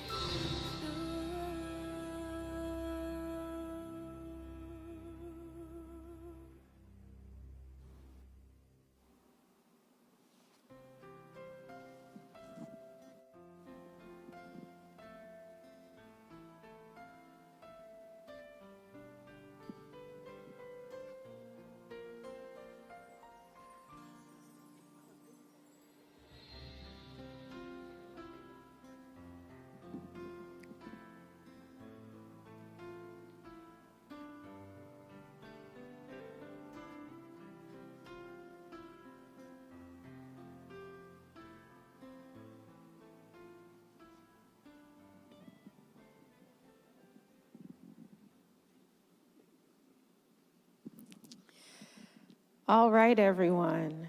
We are back and super grateful for this incredible panel on youth empowerment. I just want to take a moment just to acknowledge all of the beauty that has already transpired this morning. We have heard from young people first, something that doesn't happen often but needs to happen more often. And I just want to thank the symposium conveners and the committee for centering the voices of young people this morning. And now we're going to turn to the grown folk. And really still on that same line of talking about youth empowerment, but from the perspective of more seasoned leaders. That's code for old folk, y'all. I want to share a little bit about each of you with our viewers and our listeners today, and then we will jump right into it. Chris Thomas, former Marine, 15 years of entrepreneurial and leadership experience, a daddy, a brother, a big brother, and all of those experiences has really shaped his prioritization of putting passion before all else. More than 10 years, or almost 10 years, of experience in the staffing industry, Chris has learned to navigate the corporate environment, but continues to cultivate and follow his true passion first, which is empowering and inspiring youth as they enter into the workforce. He has worked with talented individuals throughout his career and looks forward to taking what he's learned and absorbed ahead as he continues to work to solve some of those challenges that come along with bridging the unemployment gap, particularly as it pertains to young adults who have been historically, intentionally, and traditionally disenfranchised. So that's Chris. Hey, Chris, thank you so much for being with us. I see you committed to your mask today. I'm not mad, brother. It's not going to get me to say nothing bad about it. Thank you for being with us. We also have Aisha with us today. Hey, sis. Looking fabulous as always. Keeping me cracking up and also inspired on social media on the regular. Aisha Oliver is an innovative empath. I mean, you could really just stop right there. Like, what if the world had more innovative empaths, right? Aisha has a passion for healing and relationship building. She partners those passions with her own savvy business skills.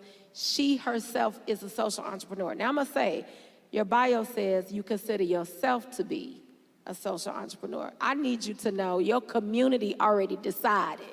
You are a social entrepreneur working to change the mind, body, and spirit through healing and building techniques. Aisha serves as the director of Root to Fruit Youth Foundation and takes pride in creating, developing, and leading programs tailored to the youth in Austin proper. Now also adding author, stylist, speaker to her titles and her roles. She uses relationship building skills to host a traveling conversation called I Used to Know Her. Nope. Nope. We got time for that, sis. We got time. I used to know her. These interactive conversations are open discussions on trauma, healing, and growth. And Aisha supports us and gives us permission, and sometimes we need permission, to stop and go into those places where we used to know ourselves. Thank you so much for your work. And then we also have, last but certainly not least, Mr. Daryl Satcher. Daryl Satcher is a love and light being. Like, I'm feeling all the chi is lining up here. Like, I'm about to go into Om at any moment. And Daryl created A Leading Man to enlighten and empower young people to become the director of the film in their heads. Mental modeling is happening, friends, whether we are aware of it or not.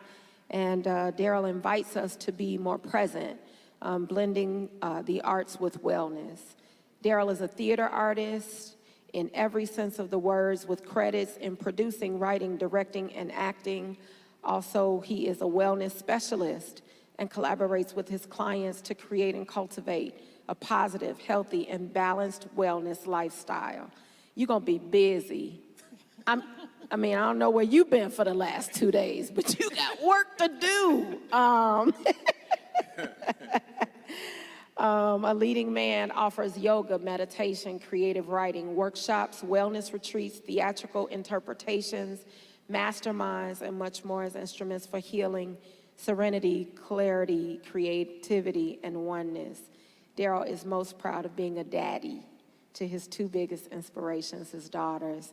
And I just want to state the obvious and just call out the reality that it is not every day that we meet a brother with this bio. So thank you so much for owning this space, because I think your embodiment of space around balance, wellness, lifestyle, meditation, yoga, helps people to beg things, new things of their own identities. And when you intersect that with youth empowerment, you got young brothers looking at a Daryl Satcher saying, I can say this out loud. Like, I've been thinking it, but I can be in this space that has been so intentionally, traditionally, and historically encompassed, if I'm honest, by white women. So thank you for your work. I am the queen of calling out the elephant in the living room. And so thank you for allowing me to do that. Those were your bios. That's what you tell the world. You figured out all the words to say that makes the world choose you, right? This is what bios are intended to do. We also have Carmen with us. Hi, Carmen. Carmen is the Director of Enrichment Programs for Build. We have heard from some young adults who also work with Build this morning as well. Carmen is deeply rooted in the Austin community and serious about the west side of Chicago. She has been instrumental in the convening of the symposium today, and we are delighted for her presence. Thank you so much for being with us. I was just telling the panel, we find all the right words for our bios because we know that they're like keys. They open all the doors. And then there is the other us, right?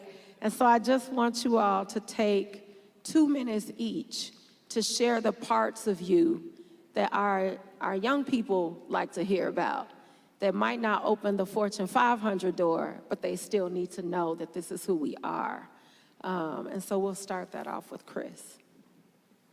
Speaking there? I think so. All right. My name's Chris Thomas, founder of Your Passion First. Who am I? A hard worker, a person that has overcome some things that, I put in front of myself. There's a lot of these young adults out here that don't have resources. I was blessed with them and kind of let them waste away a little bit earlier in my life. So I understand some of the challenges that they're going through, but I'm not them. And so I just look to try and understand these young adults more day by day.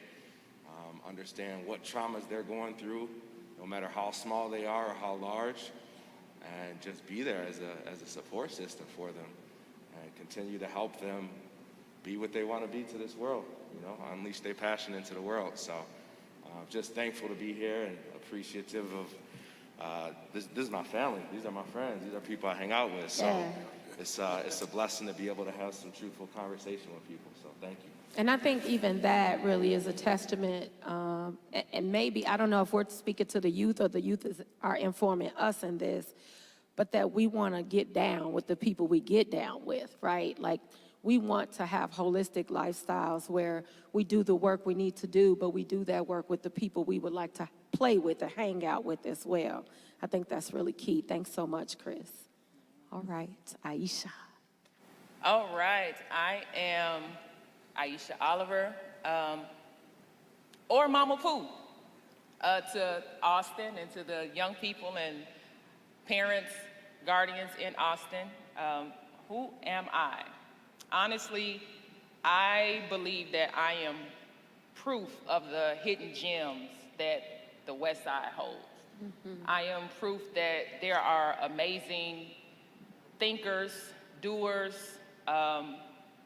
right here in Austin, who can often be overshadowed by all the negativity, but we have a lot of light in Austin, and it actually comes through the young people in this community who want to see the best for themselves and their neighborhoods. And I am literally just one of those people who believe that the best is yet to come, and I love to put my best foot forward in making those connections with our young people, our community, and showing them that there is amazing things in Austin, but there is greater for them that lies outside of this. And I believe that you can't be what you can't see.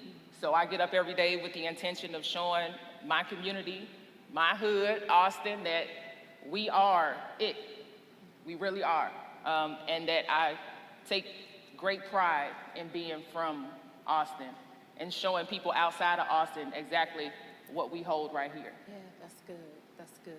I share that with you, Aisha. I was born and raised in Austin myself, and I've seen the world. Like, I've seen the world, and Today I'm sitting in Austin, right? And that it doesn't have to be an either or, and it doesn't have to be a binary, but it can really be a yes and. How do I go and see all the places and do all the things? And how do I allow that to inform the way I come home and the way I cultivate home and the way I'm present at home? I share that with you for sure. So thank you so much, Daryl.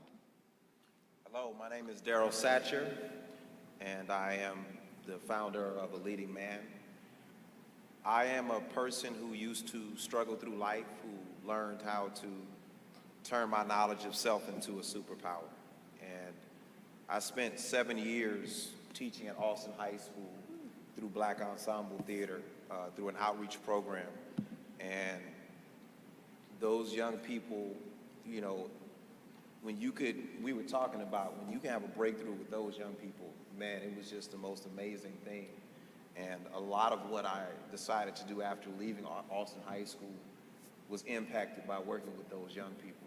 And I fell in love with Austin through those young people. Yeah. And I saw so much in them, and I understood why they were angry. And I just want them to know that they can also, you know, become the director of the film in their head. Some healing needs to happen first. I'm still healing. We can talk about what black people gonna do, but until black people heal, ain't really nothing to talk about. Yeah. Yeah, we do a lot of talking about doing and not always so much talking about being, right? And I love what you shared because it invites us to consider being. And I think there are so many negative connotations for black people who are being. You know, we got code words for that. We call that lazy, right? And then we spend our time as black people running from that. I don't want to be called lazy, so I got to do and I got to do and I got to do. And we end up doing more doing than some folks are doing in our effort to run from being perceived as lazy. And in so doing, we lose so much of ourselves and lose sight of who am I becoming, right? And how is my being impacting my doing? And I think that there are spaces, if I'm honest, where women are having these conversations. I am so grateful for your work because for men to be having, black men to be having these conversations is critical and crucial. And then to start black young men having the conversation with themselves earlier. I know my partner often talks about, like, he'll be eavesdropping on something. I was talking to a girlfriend on the phone. When I get off the phone, he'll be like, that whole talk y'all just had, we don't ever talk about none of that stuff. Like, I'm just listening because I'm like, what can I get from just listening to y'all talk? Because where would I even say these things, right? But to start giving young men permission early on, an invitation to consider their being. How does that change our families? How does that change our relationships? How does that change them and their own ways of relating to themselves? And how do we liberate people to be all right in being in those spaces? Can you tell I'm passionate about your work? I'm a little passionate about Daryl's work. And Carmen is with us. Can we see Carmen? There she is. Can you give us a little bit of your underground bio? Yeah, the other bio. Yeah. Good morning, everyone. I'm sorry I'm not there with you, but we are in COVID times, so Yes, I had to indeed. stay behind. Who am I? I mean, that's a great question, and I think for me, one of the first things that comes to mind is that I'm a mom. I'm raising teenagers, and it is a struggle. But every day they humble me and they teach me how to do my job better. And so I take every lesson and every moment with them to heart, so that I can understand how to empower young people more. I'm flawed. I'm human. And so I try to bring my best self to the world. And sometimes I'm not my best self. And again, it's always about like learning and growing and trying to help other people understand that process and me being authentic to that story and having that conversation with folks and with young people specifically. You know, I'm extremely passionate about working with youth because I was a youth who had adults who wrapped their arms around me. Back in my day, it was the church and it was sport and it was, you know, the one African American teacher that I had who loved me and made sure that I was taken care of, you know, when I was in a predominantly white school, white teachers, you know, they were serving kids of color, but, you know, they were all great teachers, but that one teacher made such a huge impact on me. And so I remember those adults and the love and the space that they gave me. So today, that's what I bring, right? I bring those lessons with me. I am a child. I grew up in Humboldt Park, but I'm super passionate about being in Austin because Austin there's a spirit here that is like lifting the community. And I'm really happy to be a part of that and share again the legacy that my family has left me. I have amazing parents who work in this work, and I get to use them to learn their lessons and share with young people. So it's kind of this continuation of work for my family that I'm raising, and for a community that I'm really excited to be in and work in partnership with. Thank you so much, Carmen. I just appreciate your vulnerability and your willingness to name your fallibility. It's implicit, y'all. Like, we are all imperfect people. And sometimes I feel like we just become more imperfect by the day. Like, for the 2 things you fix, there's other 3 more things that you're like, okay, now I got to work this out, right? I think there aren't enough leadership models that explicitly call out our fallibility and the benefit of calling it out, right? That there are actual benefits to calling out fallibility in leadership, because I think we get to model, you know, for everyone, but also for young adults, that's an all right thing to do. And when we talk about youth empowerment, that word empowerment is tricky, right? Because it sounds like I'm giving you permission to hold something you also already hold in your body. And this generation, the most recent of generations, is getting real clear with us about that. I think that those 2 things go hand in hand. Number one, they like, first of all, you're flawed, okay? I know you didn't mention that, but I'm gonna let you know. And second of all, I don't need your permission to know how dope I am. I already know I'm dope, right? So how do you all as leaders come alongside that dichotomy of our young folk letting us know you need to start naming your imperfections, and also you need to recognize what's great about me? How do you live into that? Anyone can answer. Guess I'll go ahead and start. Yep. I've always used my vulnerability to relate and connect with young people, you know, especially as a teacher. And that has always been a way to, you know, push through that wall, to just go ahead and just say, like, here, you know, sometimes giving way too much information about myself and about my story. But I also listen. And like Carmen, you know, having 2 teenage daughters at one point, now 1, I watched that when I just started talking, they always felt like that I was talking at them. And I remember feeling that when I was a teenager. So what I would do is I would ask questions, and then I would listen. And so those, being vulnerable, asking questions, and listening.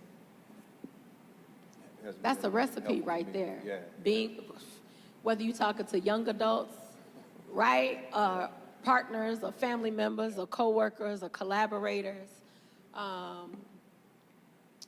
that asking questions, being vulnerable, asking questions, and listening. We don't typically start in any of those 3 places, right? So you're talking very much, Daryl, about a paradigm shift in our own leadership, whether we're talking about youth empowerment or just working in community with people. Are we willing to be transparent about who we are? Are we willing to take the time to curate the question? It takes longer. It takes longer to curate the question than it does to spout off the very next stream of consciousness I'm having. And in our efforts to be efficient, we're so, I'm gonna go ahead and say, obsessed with time, right? We don't always take the time to say, how can I curate the next good question? And then how do I wait for the answer? Because even when we ask the question, sometimes we want the answer. I mean, we've seen that in the last 48 hours. We want the best president, but we want to know on the same day who that's going to be, right? And so how we relate that back to time, I think, is also really critical and important as well. Others on this intersection between my own vulnerability and my acknowledgement of the power that already exists within young people. Well, there are three things that I learned and I have used as a guide. The first 5 years of creating Root to Fruit and not really knowing, most people see it as an organization, which is something that I made it into, but for me, Root to Fruit is a lifestyle. There are three things that I absolutely run Root to Fruit on, and that's truth, transparency, and timing. And those are three things that I ask myself every time I'm in the space with my young people, or anytime they're calling me, or anytime we're having a conversation. And it's always truth, transparency, and timing, because being able to be transparent with young people opens doors for not just them, but for you as well. Timing is always like, I may not do as much talking with my young people as I do with adults, because sometimes they don't need me to talk, they just need me to listen. And you have to know in that time and when it's time for you to give them advice and when it's time for you to just be quiet and listen to what they have to say. Because sometimes it's not about your feedback. Sometimes it's just, I just need somebody to hear me. And you have to have those relationships in order to know when to speak and when not to speak. It's mutual. Because for me, those teen years were the years that I had the most trouble. So I relate to them. So I know when it's like, they don't need me to tell them all of this right now. They just need me to listen. And also being truthful with them and saying, I'm not perfect. I'm from where you're from. I am not perfect. Like, I've had to get over hurdles to get to this point, and allowing myself, much like Daryl, to be vulnerable and open up to my young people, it actually creates a different dynamic, and that's where Mama Pooh steps in. And that's where that nurturing comes in, where when they give you tidbits of their life, it's like they're giving you the keys to open the door to all of those things and all of that trauma and all of the weight that our young people are carrying. So you have to know when and when not to not just be an adult with them, but it's like matching those spirits a lot of the time. Like in those rooms, matching those spirits can take you from meeting that third grader to graduating him from high school. Yeah. And that's been the blessing for me. Those three things right there have allowed me to take these kids from grammar school all the way to high school. And now some of my babies are 22 to 24 years old, and I've been with them all this time. But it's because I know when to talk and when not to talk. You know, when to talk and when not to talk is critical and valuable. But I think that is a byproduct of something else you named, Aisha, and that's spirit matching, right? Like, to Daryl's work, if I'm not centered when I go messing around in the lives of young folk, now my spirit is off, and I can't match spirits with them. Or my spirit is off, and their spirit was already off. That's why they were coming. And now we spirit matching in all the most inappropriate ways. Say something else, right?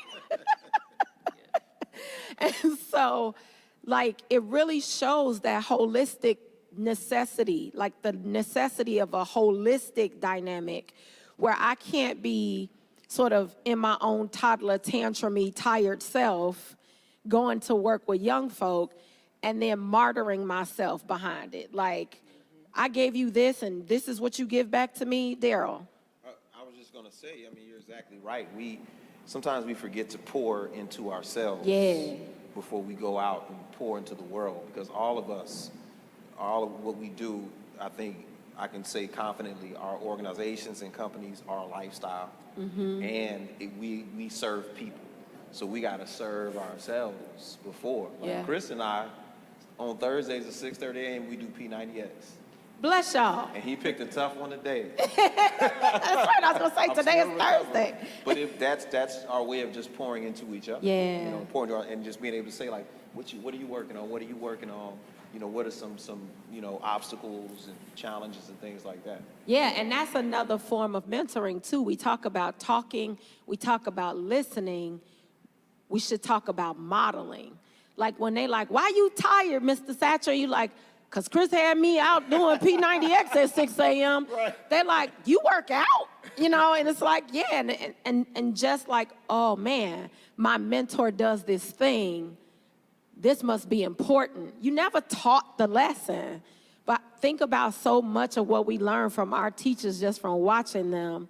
My 4th and 5th grade teacher in Austin, Mrs. Bradfield, man, just the most dignified, poised human I ever met in my life. And I'm like, she ain't never gonna not come, like, put together, like, ever? You know what I mean? And I learned a lot about how to balance that, but she showed me what impeccable looked like. And she never said, Rashida, be impeccable. It was like that, when I learned the word impeccable, I was like, that's what that was, right? And so that modeling is a part, and we don't want to underestimate the power of that modeling. I want to talk to, and I know Carmen's still with us, I want to pitch this one straight to you. And Chris, if you could follow up on this one, I trust you'll have things to say about this as well. We're talking about youth empowerment, but we're talking about youth empowerment at a racial reconciliation symposium. What is the intersection between these two notions? Carmen, please. Nothing, I mean, you know, small potatoes. Yeah, give me the big one. Yeah. You know, this is what this has all been about, and thinking through what is youth empowerment in reconciliation. What does that mean? And I feel like we have to be more forgiving of young people, I think.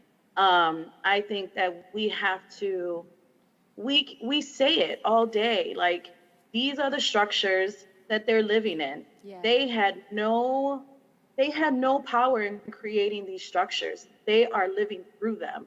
And so I feel as though we have to be a little bit more kind and open to young people as they try to figure out how to navigate out of these structures, because they're still in existence. We haven't changed anything yet, right? Like, we're hoping the presidency changes, at least I am. So, and I know, anyways. Yeah. So I feel like we are on this path, and as we are going down this path, we just need to be more open to young people. And I was gonna mention in the other question, we need to give them space. You know, we need to be clear. We need to give them instruction, however much we can. And then we need to step back and let them do it how they're gonna do it, and not be controlling and not hover over them the entire time. Set them up for success and watch them and let it happen. But in that process, always remembering that, like, we're the safety net. We're the arms wrapped around them, waiting to carry them if they need that help, if they fall back, if they might not need it, you know, and that's okay too. That's them showing their, that they are empowered and that they can do it. And so when I think about reconciliation, I think about how do we have more conversations with our elders? How do we watch our elders model for us what it means to confront and be courageous to fight back against these systems that exist now, and holding their hand and bringing them with us as we are doing this work together. So yeah, that's good. Thank you so much. You know, when we look at the systems, whether it be the workforce, the school system, one of the challenges that we have is we don't take the time to understand the young adults. There's no really trauma-informed approach to it. And before you can go and tell someone a story about what you went through and how you did it, you got to ask the right questions to really have that understanding. The most marginalized population is our Black people, and if we don't take the time to deal with the mental health piece of it, and really understanding what does that trauma look like and wrapping research around that, then we can't get to that next level of allowing them to go out and feel free to be who they want. So again, I know we mentioned it earlier, is really that trauma piece, but we have to really focus on that. Yeah, I think that's right. I think the trauma piece is huge. I think they're leading us in talking about mental health unapologetically and inviting us and each other into that space more candidly, which is beautiful. I had a conversation with my 10-year-old, Olivia. You just have to know, like, she's an interesting character. She's so, like, wise beyond her years. And we were going on a walk, and we were talking about John Lewis. John Lewis had just passed away. And as a part of his memorial service, they carried his body over the Edmund Pettus Bridge. And we were talking about that because I had a conversation with Mickey, who led a panel earlier. She's a mentee. And she was like, why would anybody do that? Like, she was mad. Like, who wants that? And I was like, wait a minute, I don't understand what's happening right now. Like, this feels very right to me. And she was like, that man almost lost his life on that bridge once. That's not where I would want to go to be memorialized. And so I was sharing that story back with Olivia, who's 10, and she's like, yeah, I think Mickey's spot on. I wouldn't want to be there. And I was like, well, this is what y'all need to know. John Lewis wanted to be there, okay? And I can't tell you how I know, I just know, right? And they were just like, okay, lady, you know. But it was a beautiful moment because I never would have perceived any other way to think about that except that that was the right way. And they got a chance to see that the movement evolves, right? And so you might get curious about why their movement informs this process today as a part of his memorial, but we might also get curious about why they would be repulsed by the idea of going back to that place. And what kind of movement do we get to create when we're like, well, all of this is on the table now. And now what does racial reconciliation, reconciling us to us, what does that look and sound and feel like, right? And I would have been certain that our answers were all the right ones, and I still think they were for John Lewis. But as we think about the future of a movement, clearly they have things to say that are very contrary. So I want to call us into a very present reality, and that is the ways in which young people, and I have to be careful not to call them our young people because they are their own young people, how young people see protest and rioting and even looting as a part of the recipe. What do you say to that as a form of youth empowerment? Yep, I said it. And they all leaning in too, like, mm-hmm. What say you to this? I'll start. You know, I think there's a time and a place for everything.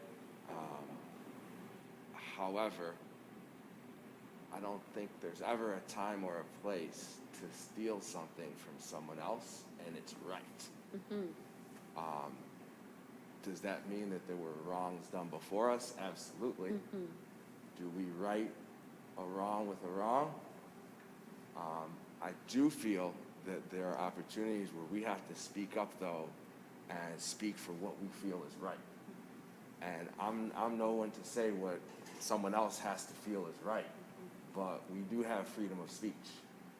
We don't have freedom to loot people, but there's people that feel that that may be the opposite, right, of what can be done. So, you know, just in summary, I would say that You know, looking at what your own right is, what you wake up in the morning, and what your support system around you gives you and determines your right, and let that be your guide.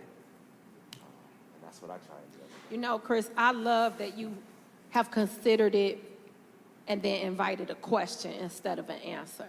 I'm not going to tell you what to do. I'm going to tell you what I wouldn't do, and then I'm going to ask you to consider what is your right. Because at minimum, it's going to stop somebody in their tracks. Like, I know what what is my right? Well, now I got to sit back down and think about it some more. What is my right here, right?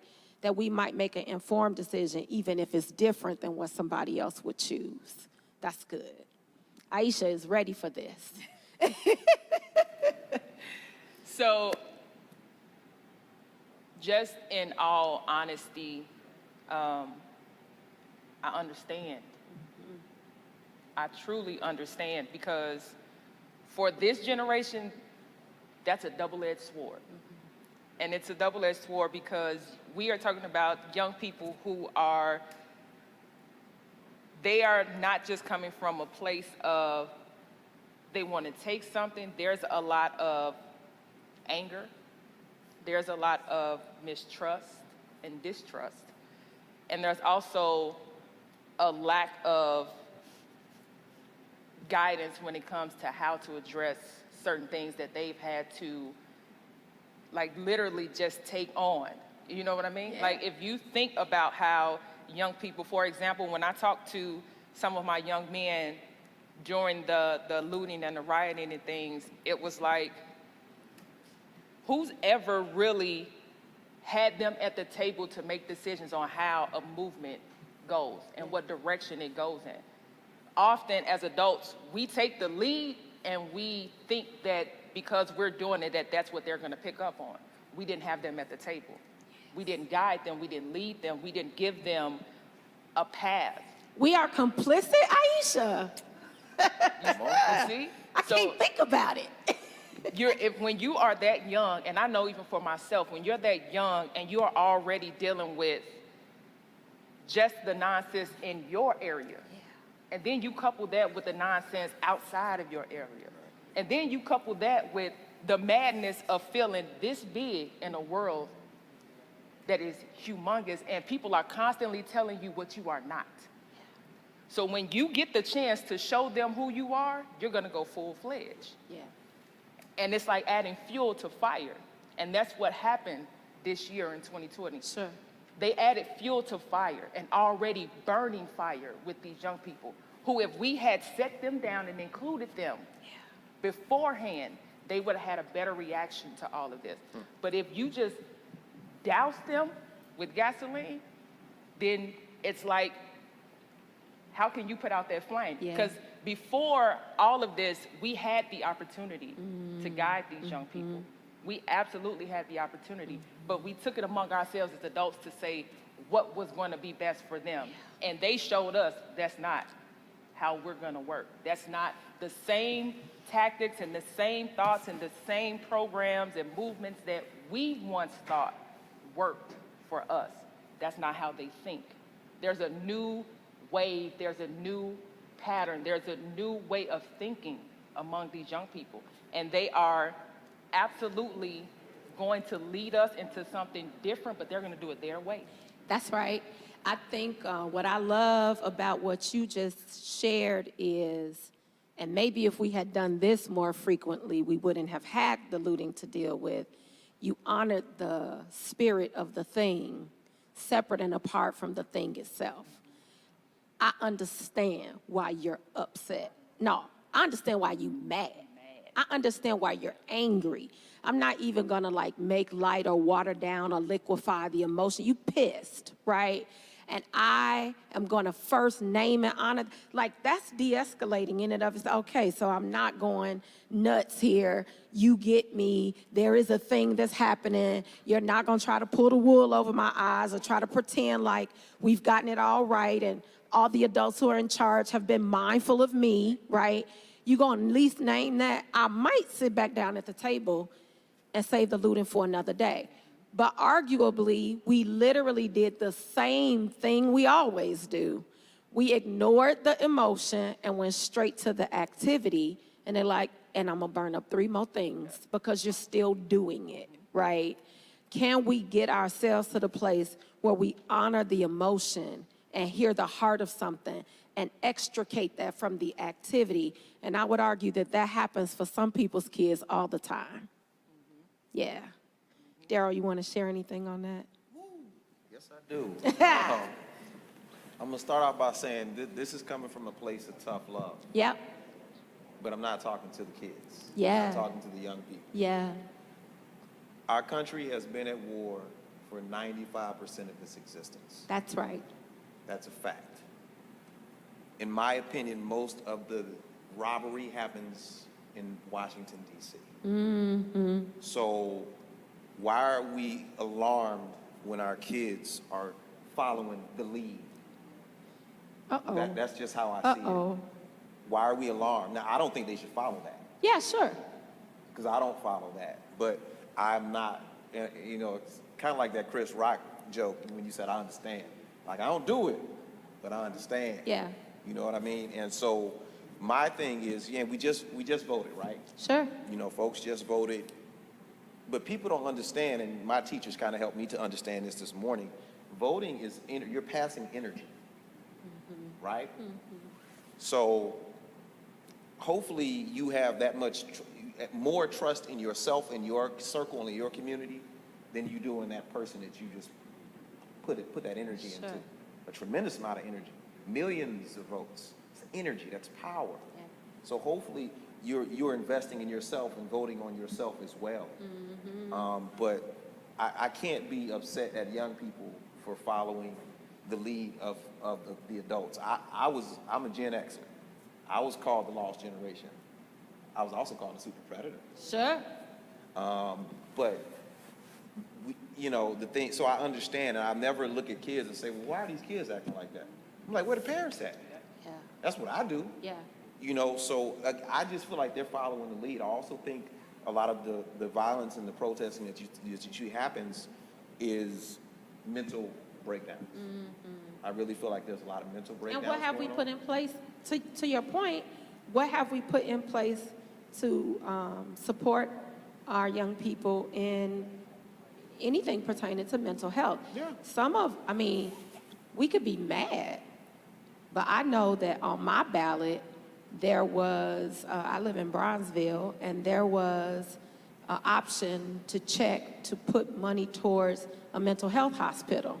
So you could be mad at the kids kicking and screaming, but it's something on my ballot that wasn't there before, so be mad, but it produced a change, right? And so if we could be responsive more proactively sooner, maybe it wouldn't have to go so far.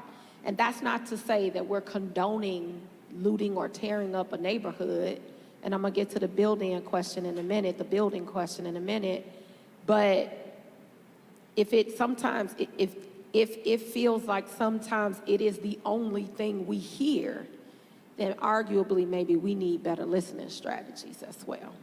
Yeah? So I'm gonna turn to Carmen for this one, and then we could wrap it up. We've talked about the impact of the tearing down. Now let's talk about the building up. Aisha has set us up well in naming. We've set all these tables. One thing I named earlier that the symposium did well is we started with the voices of young people, right? What other strategies do we need to employ, deploy, as it pertains to young people at this intersection around racial reconciliation? What aren't we doing? Listening, sitting still, getting out the way.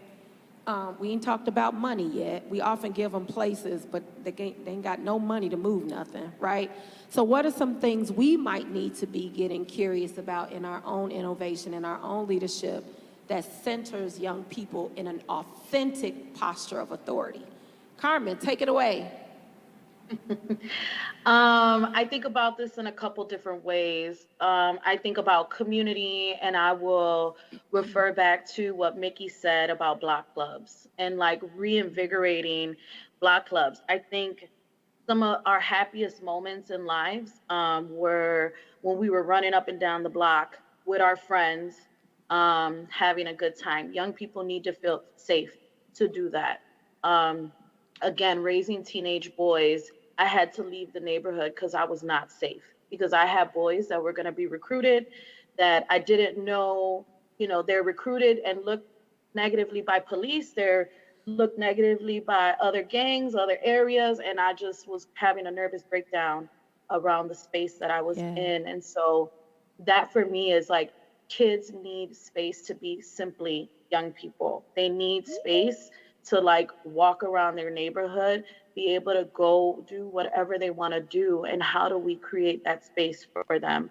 I think about the people in the community and how are we being open and how are we communicating and just saying hello to one another and creating a space that is a welcoming place.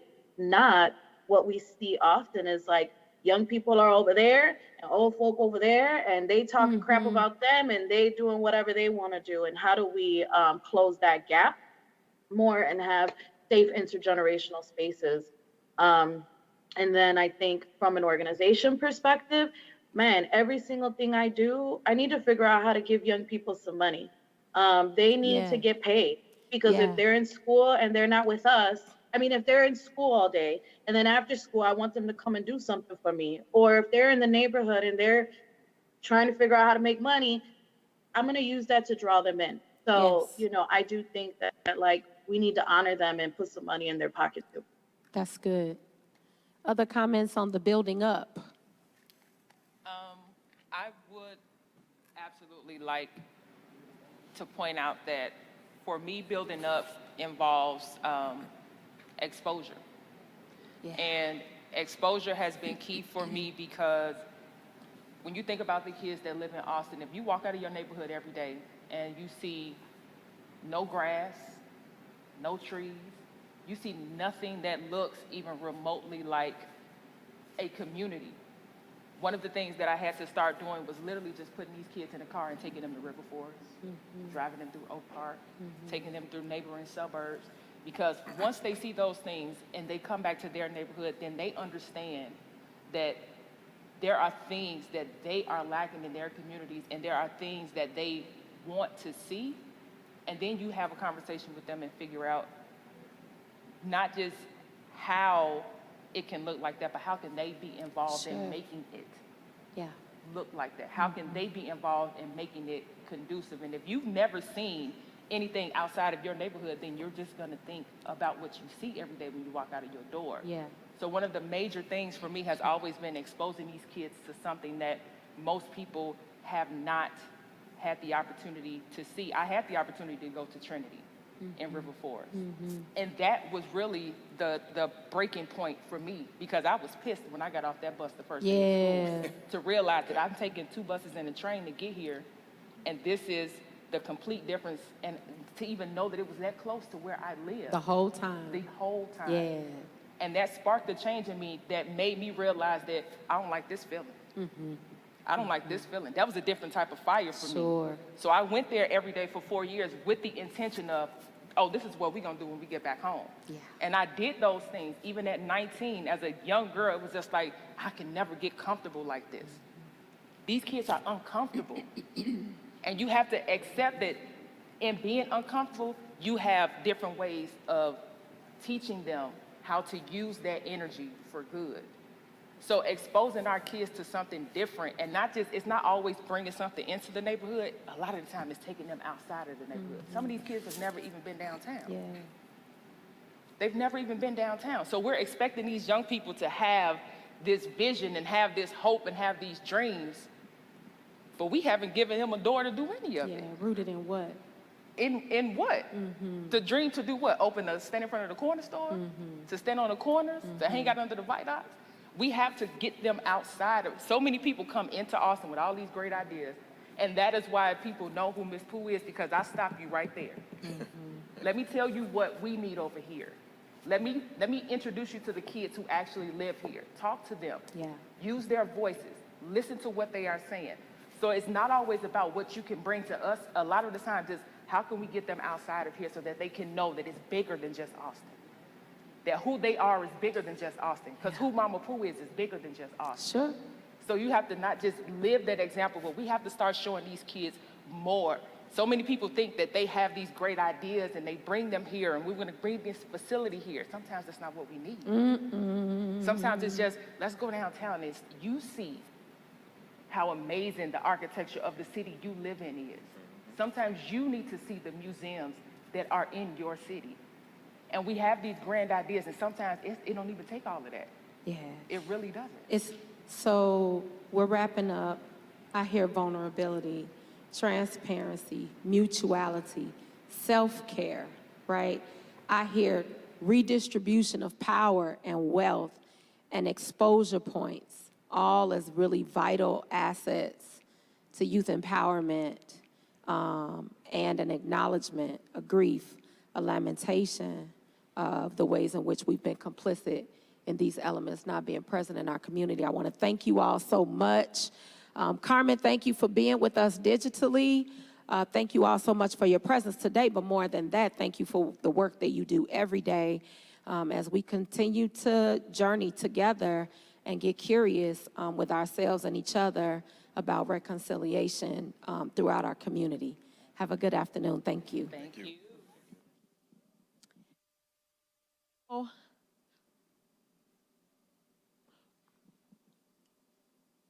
I think we're going to turn it over to Daryl Washington, who is the Director of Planning and Investment for Austin Coming Together, and Representative LaShawn Ford. We'll turn it over just a bit.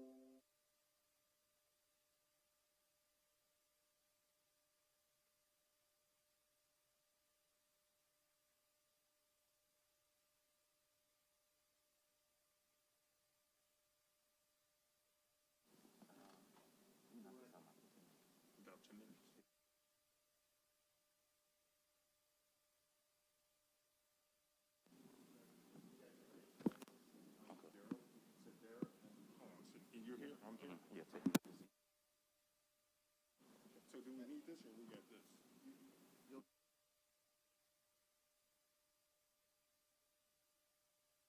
All the reminders.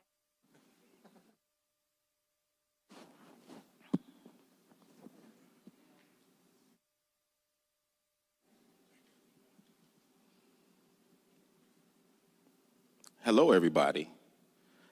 This has been such a wonderful symposium so far. The discussion, the panelists, the presentations have been so rich and so educating and enlightening. And I think we are going to continue that same path with our next guest. We're in Austin, and our next guest really doesn't need an introduction, but I'm going to do it anyway. State Representative LaShawn K. Ford is a member of the Illinois House of Representatives, representing District 8. He assumed office in 2007. Ford has chaired a number of committees, including the Restorative Justice, Appropriations, Elementary and Secondary Education, and Appropriations Human Services Committee. He also founded Ford Desired Real Estate in Chicago. LaShawn is a former history teacher and basketball coach for Chicago Public Schools, licensed Illinois real estate broker, member of the Chicago and National Association of Realtors, board member of the Austin YMCA, board member of Chicago Circle Family Care, board member of the Austin Chamber of Commerce, founding organizer of Zawadi Youth Group, and member of St. Martin de Porres Catholic Church Parish Council and Finance Committee. What he does not do apparently is sleep. But without further ado, welcome State Rep LaShawn K. Ford. Thank you so much for being with us today. Thank you so much, Mr. Washington. Man, I am so looking forward to this. I've been wanting to meet you for so long, and we finally had the opportunity to talk briefly backstage, and, we can get into some things. But before we do that, I want to congratulate you. Tuesday was Election Day, and you were reelected. Is that correct? Yes, I was reelected, and I want to thank all of the voters in the 8th District for reelecting me. I really appreciate the opportunity and the honor to continue to serve them as the state representative to fight for fairness and justice. Yes, and the fact that you were reelected and you have been doing this work for so long is a testament to what your heart and passion is for the people that you serve. So thank you for that. Thank you, Mr. Washington. You have a beautiful place here where you're doing this forum, so thank you. It is amazing, and it's right in Austin on top of that, Yes. right? So we got a lot to talk about. We get to talk about racial reconciliation. We get to talk about equity, community narrative, and youth empowerment. And we got about 10 minutes, 15 minutes to do it. That's right. You know what? It's funny because that's the way it is when you're fighting for justice. You really get cut on the time to do it. So you got to make the best of it and get it out. So I got the right person to talk to and get it cut then. Yes. All right, so let's get right to it. Racial reconciliation and equity. People look at them different ways. How do you define those two terms? Well, one is education, recognizing that there's a need to make sure that there's a problem. That's the only way you're going to be able to have reconciliation is recognize. I'm growing up a Catholic, I'm a Catholic, and we talk about going to reconciliation. We talk about recognizing that you have sinned and that you want to do better. And so if we're going to have racial reconciliation, then people have to recognize whether you're black, brown, or white, that you have some transgressions that you need to get past. Absolutely, absolutely. And then what about equity? How do you, when you say equity, what does equity mean to you? Well, I'm a real estate broker too, so when you say equity, I'm like, yes, this is great. Got equity in this property, I could sell it and I could make money off of it, or I got some wealth that I could leave my children. I only have one daughter, but that's what people will see. They'll see equity that they could leave with someone. And I think that when you think about equity, that's something that's stored away, something that people have that others don't. And they got it because of inheritance. They got it because of privilege. And when you think of America and you think about how people have the haves and have-nots, they have equity because they were privileged to have it. And there are some people with more equity than others. And in America and in the world that we live in, that equity puts people at an advantage. And if you don't have it, you're at a disadvantage. And in America, we have to recognize that there will never be equity in this country unless we have reparations, and we still will be short of equity. And so we have to make up for all of the years that black people have been shut out, that have been held behind the gate, whether it's prison bars or whatever, while other people of other nationalities were out working and building equity. And so we know that there's a problem with equity. We know that that problem exists because some people have been given a head start in life for generations. I could not agree more. I always look at equity as a balancing of the scales. Yes. Especially in a land of laws where, you have the just scales of justice in the United States of America. So I couldn't agree more. So let's go more specifically. What are some tangible things that we would see in your if we were starting to move towards a space of equitable distribution in Austin? What would things look like? Oh my goodness, if people in Austin had the opportunities, one, we have to first get to equality. Right now, the distribution of funds and services are not equal. So not only are we being shut out of an opportunity to get to an equitable state, we're still negative. We have to, as a community in Austin, I know we learned negatives and positives. The Austin community is in the negative. by thousands. So even if there was some form of equality that came, we still have to recognize that there are years that we have to dig out of the ditch. So we need money in Austin. There's no time to waste when we constantly see vacant and abandoned storefronts that can create jobs and opportunities and increase the property values for people that have invested in these neighborhoods. So the only way is to make sure that there's true funding coming in these neighborhoods to support businesses, sort of like Lincoln in the Yards. Yeah. You know, billions of dollars over in Lincoln in the Yards. Now, that's what you call saying we want to do something for a community. Absolutely. And speaking of we need money, you know, I mentioned this to you backstage. I was there a couple Saturdays ago at the groundbreaking for Pop Courts on Chicago Avenue and Lockwood, which is going to, they're re-energizing and revitalizing a vacant space to turn it into a space for community, celebrate businesses, social events, and such. And when you spoke to that very thing directly to those who have control of power levers. So can you talk about like the importance of making your role and using your voice to advocate for those dollars that are needed in Austin? You know, as a state rep where we do everything to pass budgets in Springfield, we passed a $45 billion spending bill. Mm-hmm. That means that money is being spent on parks, police, fire, education, health and human services. And we also passed a $45 billion capital bill to do renovations to properties, to do road and bridge repairs. All of those could create jobs and opportunities for people, and it could support small businesses. So it's my job to make sure that people get their fair share of that.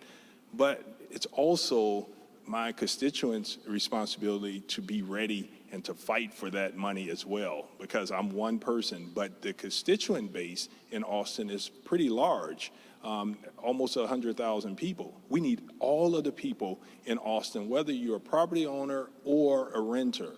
We need you to fight for a better community and to fight for more revenue to come to the community.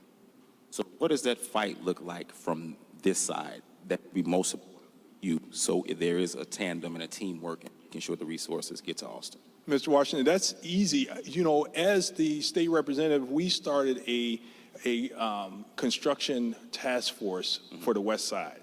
That task force is an opportunity for the entire community to get behind this construction task force so that we can demand money from not only the state, but the city and other community philanthropists to come out and say that we want to support Austin, because we know Austin has been shut out of the mainstream economy and opportunities to have equal access to capital.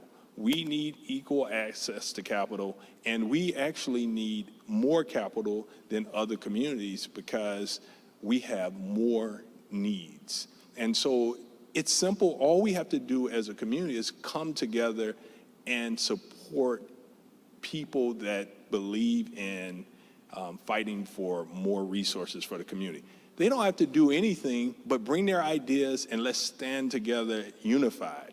When we try to make it more complicated than it is, that's where we have roadblocks. Mm-hmm. But all we need to do is say, yes, it's a fact. We need more dollars in Austin. We need more dollars to support education. We need more dollars to support families. It hurts my heart when I go knock on people's doors to get petitions and I see a house that has a roof falling down. The state should be working to help those families, to repair that roof, to fix that porch. It only enhances property values and it only helps increase tax revenue for the state, the city, and the county. So I think that people that's in the struggle, they should find someone that they believe in and support them, not just at the ballot box, but after the election, like now, and let's fight for more revenues so that we can make our communities better. This is where the fight starts, not at the ballot box, but after the election when you have given your vote to someone. Hold them accountable and stand with them. Don't just say, I want this, but be willing to fight for it. That sounds a lot like a conversation we have in my household quite often. I agree with you fully. Thank you, Mr. Washington. And so I want to shift gears a little bit because, again, we are focused on youth empowerment and community narrative. So earlier today, we started off with a panel that was all youth-led, all our next generation, as I like to call them. And they were asked at the end of their panel to name one thing or one type of resource of what do they feel is most needed in the community. One of the young men said a history lesson. And so that made me think about you as a former history teacher, but then also you have advocated for pausing and suspending the teaching of history classes right now in our schools. Can you speak to that a little bit? Yeah, this water right here, we buy it because this water, we know it doesn't have lead in it. But we know that there are some places in the Austin community that have lead contamination, and we know that young people are forced to drink it because they cannot afford to buy water. And you should not have to buy water. It's a human right. The same thing goes with our history lessons in our schools. The history lessons that we teach our children, whether they're black, white, or brown, they're contaminated. They're biased, they're racist, and they make one person superior over others. And that's not right. And so my thought is, like many other people, is that we should put a moratorium on the current teaching of history in our schools, especially now that we know that what we're teaching our young people is contaminated. Why do we continue to do it? And so we believe that we should stop teaching the current standards and curriculum, teach civics until we could improve the standards in our public schools and improve the curriculum. There's the old saying of the miseducated Negro. Well, the truth is, America is miseducated because black people were not born enslaved. Some were because of the way they were enslaved, but we were kings and queens, builders of pyramids, long before we were taken to this country to build it. So 1619 is the date that we talk about. America did not get its independence until 1776. Well, during that time, black people helped make America strong and the country it is today. And therefore, we need to make sure that people understand the value of black people and that our contribution to this country is not the narrative that we learn in history books and that we see on the news every night where we're getting arrested, or the statistics of black people being locked away.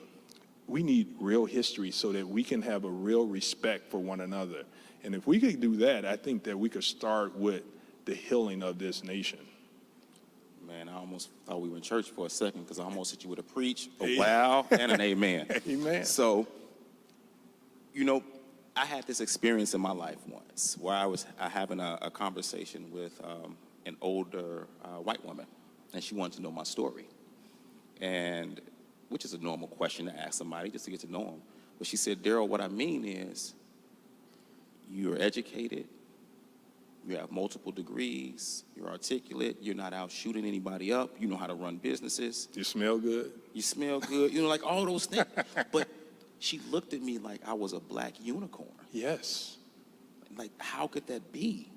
And so I used it as a teachable moment, and she was really looking for the gems. And I told her, I said, you know what, you might find this hard to believe, but I'm the least amazing person I know. Right.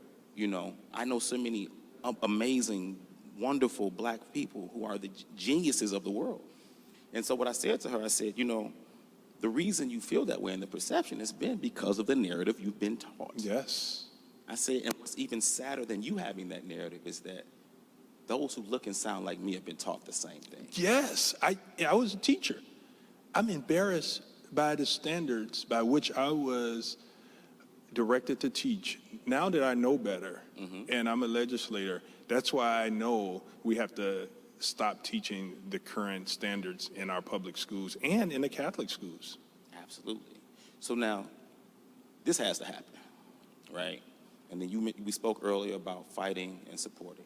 So for this, how can we support you in this initiative that you're pushing for? What can we do? Yes, so we have a petition that we started to ask that we halt the teaching of the current history lessons in our schools. And you can find that petition, or you can email me at repford@lashawnford.com. Once again, that's repford@lashawnford.com. And you can sign the petition.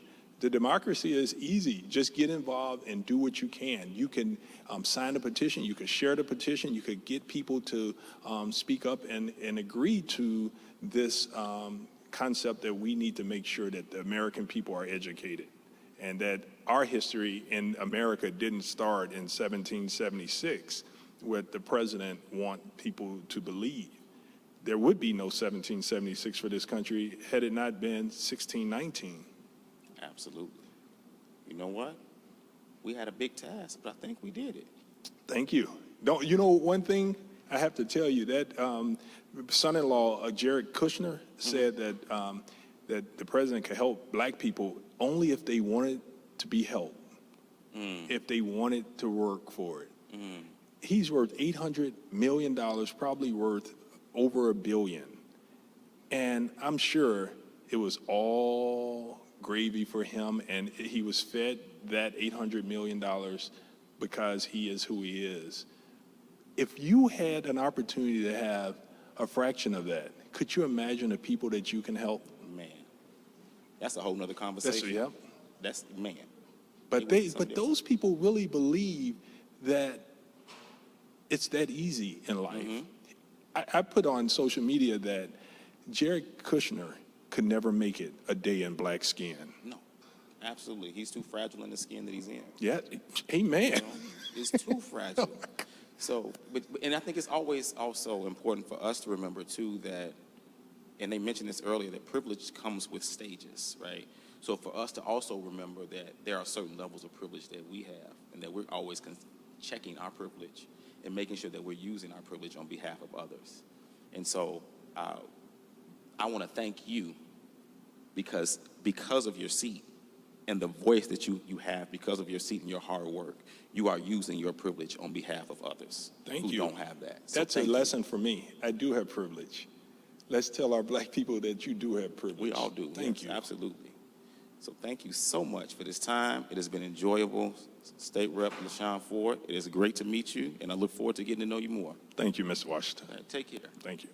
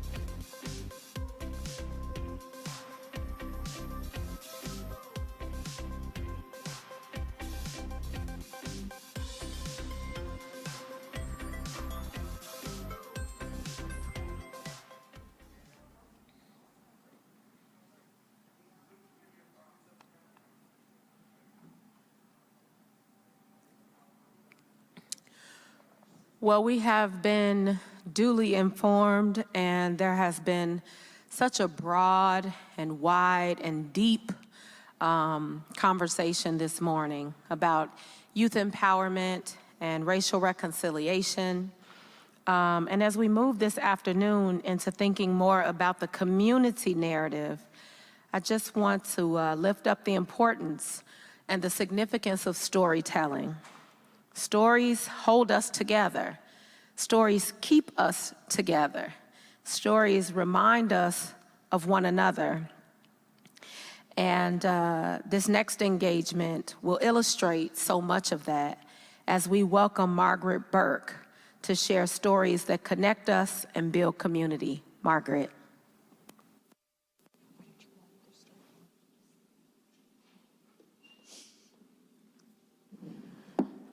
Hi, I'm Kucha Brownlee. Okay, I'm Kucha Brownlee, and I'm going to, and you can see me now, right? I'm going to start. As you were just told, story is such a powerful instrument because story creates the narrative. And we need to tell our stories because if we don't tell our stories, we have to accept somebody else's view of what is happening to us. And many times, they don't see it the same way we do. So not only does it create the narrative, it creates the vision. And if there are more than one story about every individual that exists. But many times, we only get one story, especially when you think of television. You can get really upset because I only see this one story that's not me, many times. So sometimes we tell our story. Myself, my family was part of the great migration of Black people who came north from the South in the early half of the 1900s. The family moved from Sanatobia, Mississippi to Memphis, Tennessee, and then my father moved to Chicago. After a few years, he sent for my mother and the children. And the last 3 children, myself one of them, were born in Chicago. So I am a first-generation Chicagoan. First generation. Now, when I grew up on the West Side, and I can tell you that growing up on the West Side was wonderful. Sometimes I like to tell people how Madison used to look when I was a young person. But today I'm just going to tell you that everybody, it was so many people. And the part of the West Side I lived on, they used to call it Little Mississippi because the #1 dialect you would hear walking down the street was Southern.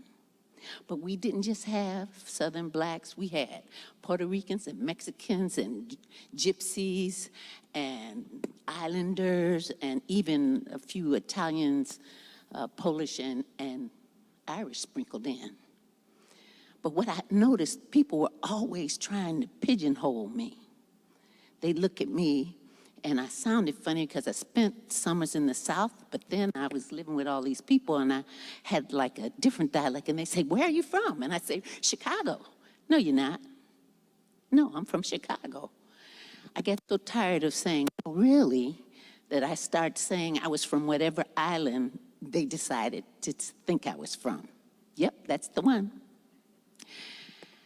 And it always was funny how people would try to make you be different. The best thing about growing up on the west side of Chicago, though, was I lived in a family building. Everybody was related. We lived on the first floor, and I had aunts and uncles and cousins living on the second and third floor, and we just, people didn't necessarily put us together because we are the color spectrum of Black people. We go from creamy white to blue black, and we're all related, and we claim each other. And so people would always try to make us not be related. That ain't your cousin. Yes, it is. Why you lying? Why do I need to lie to you, right? And I always wondered, you know, I had a friend that told me, I know you're really Puerto Rican, you just don't want to admit it because you don't speak the language. Trying to pigeonhole me. It really got strange in the 60s, because in the 60s, as you know, King did a lot. And I had a classmate say to me, why are you marching? This is not your fight. I said, what are you talking about? Well, look at you, you could pass. Wow. I suppose I could pass if I wanted to, but why would I want to? See, if I passed, I would have to forget about my family, all those cousins, aunts, and uncles that I loved. And there were things happening to some of them that bothered me. And so I needed to march. You know, what about my uncle that had a flat in Cicero? And back then, Cicero they really didn't want us there. And so when he had a flat, he had to remain prayerful while he changed his tire, as some young whites hurled obscenities at him. And he had to pray that they had enough sense to know that he would not be changing his tire right there if it was up to him. That's just where he had his flat. Or what about my uncle who had always told this humorous story about the time he dropped my mother off at work. She worked at Standardine, and we used to be in Bellwood. And he would say about the time he dropped her off and my baby sister wanted to ride with him. And then after my mother got out of the car, she started crying. And he said, hey, girl, you better hush. Or somebody arrest me for trying to kidnap a little white girl. And everybody would laugh. And it was humorous, but it would not have been funny if that had really happened. Would they really have believed that that towhead girl was his niece? Don't like to think of it because we got a good laugh out of that. All the time, I would not disown my family because I heard my grandfather was Irish. I never met the man. His name's not on the birth certificate. And I don't even know if the relationship was consensual, since my grandmother never talked about him and my mother wouldn't allow us to ask about it. But my aunts and uncles and cousins, they always had my back. They never denied me. Why would I not claim them? You know, whether they were caramel or cafe au lait or paper bag brown or mahogany, blue black, or just black, they always had my back. They fixed our kids, they hugged, they made everything better, whether it was a physical owie or a mental owie. And even today, we don't live in the same building anymore. We don't even live in the same state. But when we get together, the love is thick. We fill the space with love. And that's growing up on the west side of Chicago. And now I want to bring up Margaret Burke. Thank you, Kutra. I've heard that story many times, and I just really appreciate hearing that. You know, it's so good to share our stories. And everybody has stories. Everybody has stories. And when we share our stories, it's a way that helps us to really understand how similar we are, and also to understand our unique and interesting differences. So I'll share you a story. I live about a mile from here, right next to Columbus Park in Oak Park. And when my children had grown up and moved out of the house, and my husband and I became empty nesters, we had 3 empty bedrooms. And so we decided to work with Dominican University in River Forest and Kaplan Language School in downtown Chicago to host international students to fill up our bedrooms and to make some additional income. Now, they came from all over the world to study English, and they were all ages, but mostly they were in their 20s. And I was really excited to share our city with them, to share my home, and to share the jewel of our area, Columbus Park. So the conversations usually happened over food at the kitchen table. Elena from Russia taught us how to eat like the Russians do, starting every meal with a warm cup of soup for digestion. It was usually a savory beet borscht. And Crystal, when she cooked, she took over the kitchen and she filled our house with the smells of those traditional Chinese herbs and spices. And Halida from Turkey. Halida shared her fear and her sadness about the loss of democracy in her country as we sipped those rich, thick cups of Turkish coffee that she made. And then there was the guitarist, Hiroto, from Japan. He came to Chicago to study blues. And on Sunday nights, we often joined him up at the Kingston Mimes up on the north side, and we listened to him play in those jazz sessions, in those jam sessions.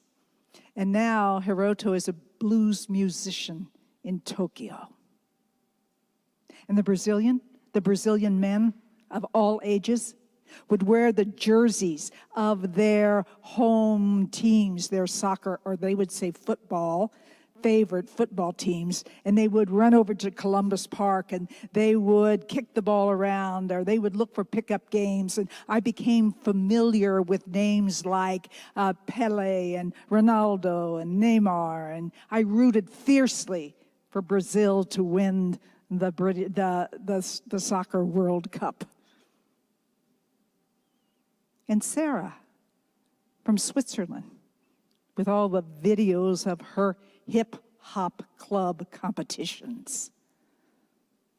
And Marta from Colombia, who fell in love and lives in Wisconsin. And there was Jacques from the French-speaking Quebec, Canada, and Mohammed from Saudi Arabia, and Mbamba, a Nigerian immigrant from France. So many stories. In the conversations, the kitchen table, a gathering place, conversations that went on long after dinner was over, conversations that perhaps could not happen back home, conversations that turned into stories of major life experiences that changed them. I remember one story in particular. We were walking in Columbus Park, and she said, "You know, I noticed on the train ride downtown that Most of the riders who get on before Austin are white, and most of the riders that get on the stops after Austin are black. She says, it seems like the neighborhoods in Chicago are really segregated. My heart dropped, and I said, that's true. And then she went on, and she said, you know, it's not like this in Brazil. Brazil is really different. In Brazil, we're not divided by the color of our skin. And, you know, many of our students were surprised at how segregated Chicago is. So, we keep up with a lot of them. And even though they were with us for a few weeks, we became friends. They keep up with one another. It's like friends beyond borders. When we get to know one another, we break down the barriers. When we listen to one another's stories and tell our stories, we find our commonality and appreciate our unique and interesting differences. So as we listen to one another's story, know that we are coming together. We are building community, communities in which we can envision together the world that we want. Thank you. And let me welcome and bring up my friend, Baba Tony Brown.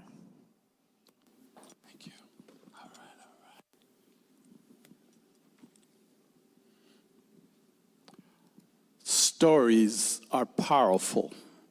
All of us have stories to tell. We need to tell our stories. I'll share one story with you that made a difference in my life and the young man I'm going to tell you about. I used to go to a mega church. In this mega church, they had a group called YECers, Youth Expressing Christ. And every week we'd get together and do different projects. Well, when it got close to Black History Month, they decided they're all going to choose a hero or heroine and be able to tell a story. One young man that I was assigned to chose the saying that Jesse Jackson had, we may be poor, but we still have a powerful impact. So he thought about that, being poor, having a voice, and he decided, I know what I want to do. I want to entitle my story, Let's Keep Youth Alive. So what I found out about this young man is both of his parents ended up in different institutions, but he had a praying grandma that decided she was going to take him in. He was 16 years old.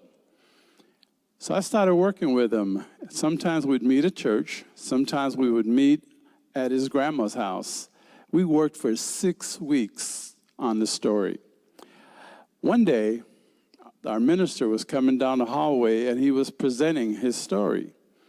She stopped, backed up, looked at it, listened to it, and she pointed at the young man and says, young man, next week, Sunday, you're going to be downstairs. Now, downstairs held 3,000 people. So he said, okay. So we worked on his story, published it up. He went home and told his grandma. She was so excited. The next Sunday, he presented his story. I was so proud. It was so powerful that a young man had the vision, let's keep youth alive back then. That was many, many, many years ago. Well, fast forward 10 years from that day, I'm downtown walking. I just parked my car, and I hear my name. It was that young man. He came over and he said, I want to thank you for helping me tell that story that I told, spending time with me, and accepting me. Today, I'm in communications. And he was one of the ones that just did so well. And I tell you, tell your story. You have a story to tell. Just like this young man, I have a story to tell. You have a story to tell. Please tell your story. Don't let anybody take away your vision of your story, because your story may uplift somebody, may engage them in their imagination, and may save their life just by something you said. So this is very, very important to make sure that we tell our stories. And I tell you something, when you hear other people's stories, what happens is, if you know their story, they know your story, you find that you guys are not that far apart from each other. You got to have common ground, and that's important, especially in today's world. We got to come together. We got to uplift each other, and we know that we got a story to tell. So tell your story. Thank you so much.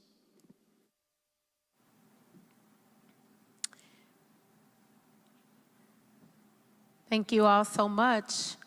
As this is a perfect segue into our afternoon, the significance of storytelling and the value of owning one's own story should inform how we hold them and how we cherish them and how we value them. So often we value other things, and we know exactly how much value to place on money and on time.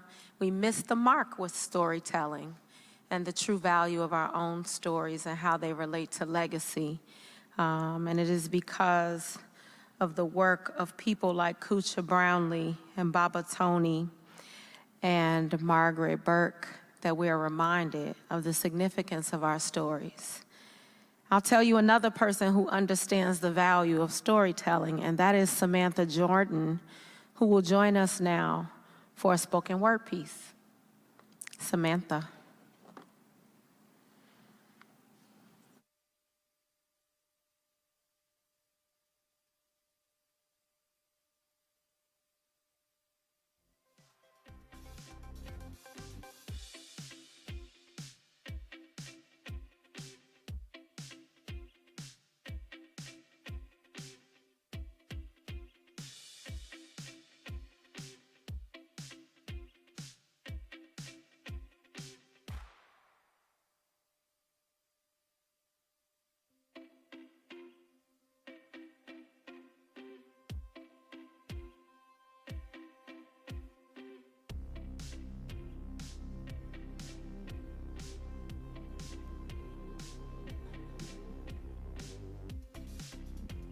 Check, check. Oh, sounds nice. Just want to say thank you for having me. And this is a track of mine, titled Fury. I'm proud to be a member of the Austin community, representing Austin. So thank you for having me and having me here representing the artists. Thank you. Yo, can I get a little more music? Yo, no introduction needed, not conceited, but you can see that it's no secret. I'm just speaking the knowledge you haven't seen since the Queen brought unity. Lauren Dewop, that thing in EVE, she blew your mind. Taught you that love is blind. Since then, we've been confined to the shallow part of the mind. Values on the decline, not from assembly lines. Wasn't made by Mattel, never shopped at Chanel, so no, I can't accessorize. What I can do is excel in this industry full of males. They greet me with a smile, secretly they hope I fail. They hate for me to tell fake people about themselves, and people who conceal the real inside the shell. We create our own hell when we hustle for some shoes. Can't even make bail. If Jordan's buying prisons, then you purchasing your sale, man.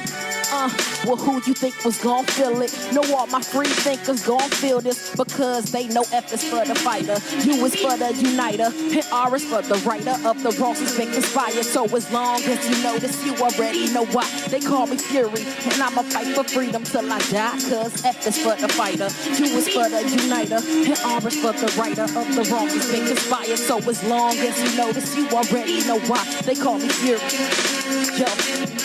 So much construction's needed, but now building don't seem appealing. Closing schools, open prisons, how they feel about your children, and feel about the millions locked away, but hate is business. We submit to all they tricks, and forget about the gifts that we've been given. I do this the hard way, been making this decision, and I have risen to spit it with precision by the world that I envision, where a girl could be the hottest in the game from where she's written, know it's possible. The hole that's in my heart shows that the real before is irreplaceable. Thirst for knowledge, been insatiable. How I developed this impatient flow, couldn't wait no more. Now I start to hate the road these so-called women pay for me. If this stuff is hot today, then tomorrow I'm afraid to see. Fury made a way for me to face it. This close can almost taste it. You give me your attention and I promise not to waste it. Why say it? They know F is for the fighter, U is for the uniter, and R is for the writer of the wrongs that's been conspired. So as long as you notice, you already know why they call me Fury, and I'ma fight for freedom till I die, cause F is for the fighter,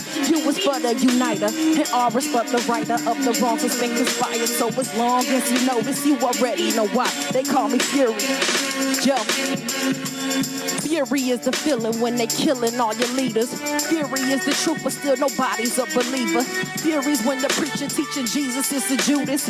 Fury know the teachers still asleep with their students. Fury know they poisoning our people through the music. Fury still refuses to go hide behind excuses. Fury is that pride we felt once upon a time. Fury is in mind, seeing everyone resides a bit of fury, so unleash it. Lead the talker speechless. Fury is my destiny, I will not be defeated. Fury, she assures me that a change is sure to come. And Fury is so brave and unafraid of anyone. So Fury never leave me, cause without you I'd be timid. Fury has no limits and is keeping me authentic. Fury is that fire and spitting's how I've been it. So with Fury by my side, got a problem you can send it, because F is for the fighter, U is for the uniter, and R is for the writer of the wrongs that's been conspired. So as long as you notice, you already know why they call me Fury, and I'ma fight for freedom till I die, cause F is for the fighter, U is for the uniter, and R is for the writer of the wrongs that's been conspired. So as long as you notice, you already know why they call me Fury. They call me Fury. And that's my track. Thank you guys so much for having me. This beautiful, beautiful building. Thank you.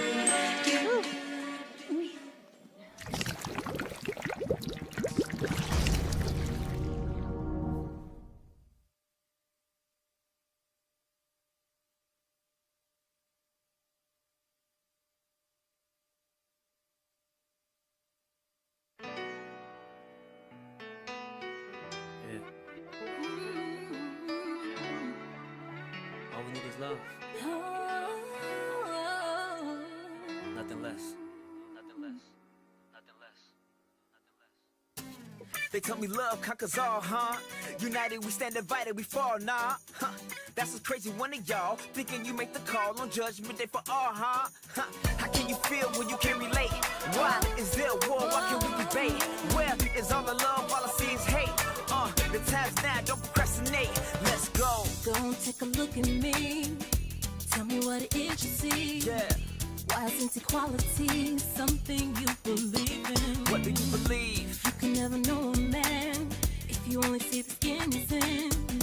How can we be different when we share so much? See, you bleed red blood just like me, and you need oxygen to breathe. What on earth would make you think that you're superior to me? Your tears fall each time you cry. You feel pain the same as I. So if you still believe that you are any better, I got news for you.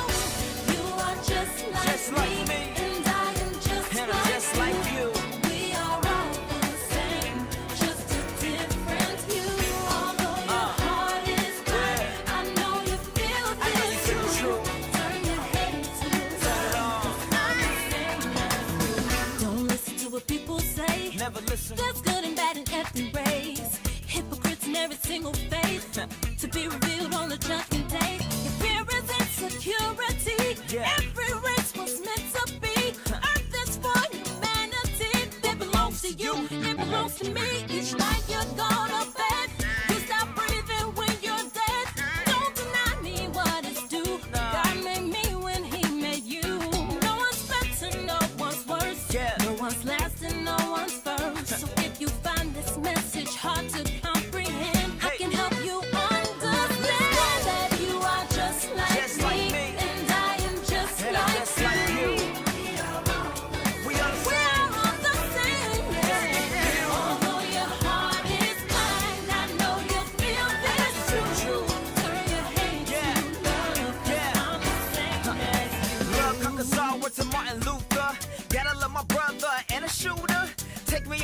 and I do the same. They say you're 949, but we both to blame. Forgive all, love hold the record. I know that we can make it. Truth be told, we can't be selfish. Flesh of my flesh, blood of my blood. Yeah, you full of sin. Why do you judge? We all the same, from the bum on the corner to the man sitting high with the righteous persona. Know who you are? Don't understand? We are more than mortal man. The line is drawn, dripping the sand. We throwing stones, then hat in our hands. We all fall short like Napoleon. God grant second chances. Here we go again. Choir. Yeah. And I'm just like you. We're human. Yeah.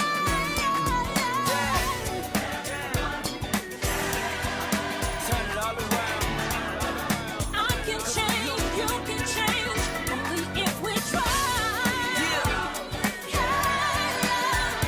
All we need is love. Make it right to burn. And then what? And turn the hate to love. Turn that to love. Everyone can change. We're human. We all human. Yeah. We are all the same. We gotta stop the hate. We gotta love.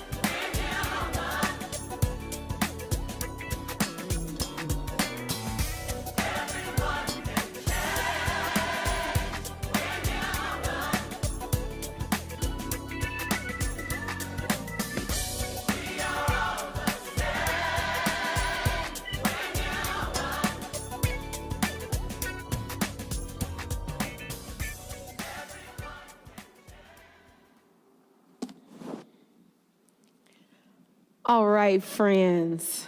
My goodness, we have had music, and we have had art, and we have had politics, and we have had youth voices, and we are now well into the power of storytelling and the many ways in which we get to tell them.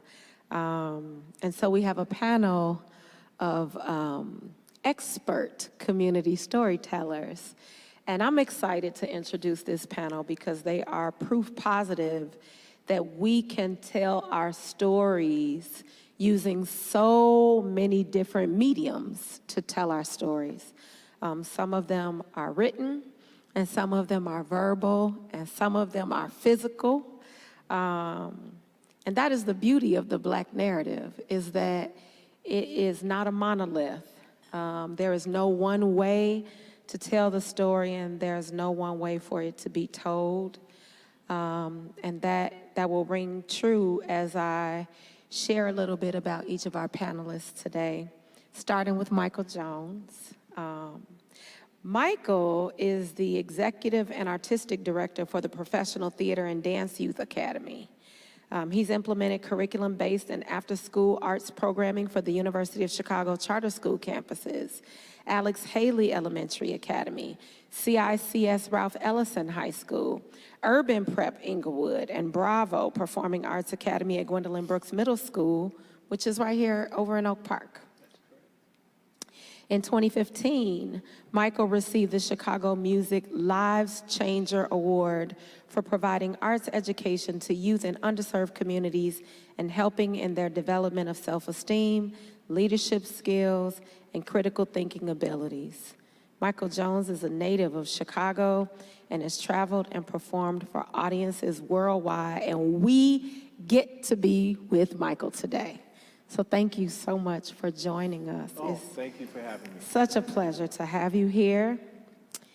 Hey, James. Sometimes you got to go to the family reunion, right? Exactly. We're back at the picnic. James is no stranger to the Austin community. Outcomes-driven, passionate, effectual leader with proven ability to drive company growth. James is a champion of leadership development and succession planning. James is adept in brand development and brand expansion, and I watch you do it all the time on social media. James currently serves as the executive director for Circle Urban Ministries right here in Austin. Circle's mission is to inspire, equip, and empower urban youth to develop godly character, to reach their full potential, and to transform lives and communities on the west side of Chicago. Circle works toward its mission by partnering caring volunteers with youth and families to provide academic enrichment, mentorship, and character development. It doesn't say anything about sleeping, nothing. And you know why, don't you? Exactly. There is always quite a work happening on the west side, and that is no less true of Circle Urban Ministries. So thank you so much for your work. Thank you for having me. Madam Kucha. The dynamic storytelling duo of Kucha Brownlee and Baba Tony Brown, combining their talents and experience to bring magical moments to their performances. Their compelling storytelling is accompanied by singing and energetic instrumentation, and their enthusiastic audience responses are always a treat. Their programs are entertaining, culturally enriching, and engaging. Kucha and Baba Tony are traveling artists and have performed throughout the United States, from schools to libraries, concerts, and festivals, performing for children to adults to elders. In addition to telling, Kucha and Baba Tony facilitates storytelling and retreat workshops. They have led storytelling workshops for the Department of Children and Family Services, Umoja, Inc., Alliance Library System, the Spirit Lights Foundation, Incorporated, and Public Allies, to name a few. They are members of the Chicago Association of Black Storytellers. This is a very particular kind of story, yes? Yes. Thank you so much for being with us. And Fury, who we just had the joy of hearing and experiencing, her mama nam call her Samantha Jordan. Fury is a Chicago MC from the West Side. She's passionate about music and building a strong community, and she's performed for over a decade and hosted shows featuring women in music. What a panel indeed. Thank you all so much for being with us today as we start to think about community narrative. This is one of my favorite topics. And so I will start with what I think is always the most central question when we're talking about community narrative. Who gets to tell the story and why? Anyone can start. Well, you know what I think. We have to tell our stories. We teach younger people to tell stories because they have some stories. When I was with After School Matters at Manly, I remember coming in that day that the Tribune had made us the murder capital. Sure. And I looked at my students, I said, I know we're supposed to be doing storytelling, but look at this paper.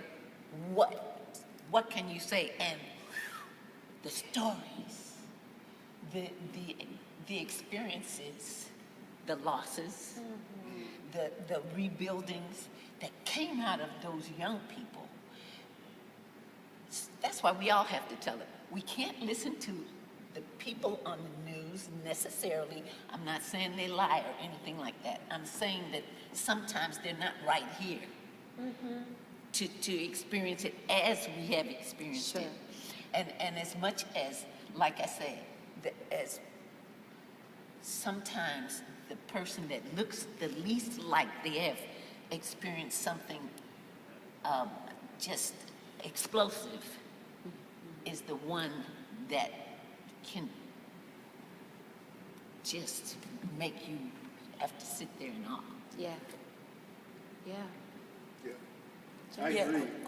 We all have to tell our stories. Yeah. Because we all have stories to tell. Sure. And, you know, working with young people as I do, I think one of the most incredible things is when I just sit and listen to them, as you were saying. You just sit and listen to the stories that they have to tell.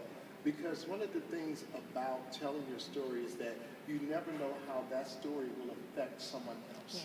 And how that story will change their lives and give them a new perspective on something they may have never thought of before. And I mean, no greater thing was ever said than out of the mouths of babes. Sure. You know, when children tell their stories and you become affected by it. So it's amazing to sit, and one of the things in storytelling, as well as telling the story, you have to listen. Because that's where you get your gratification, you get that blessing.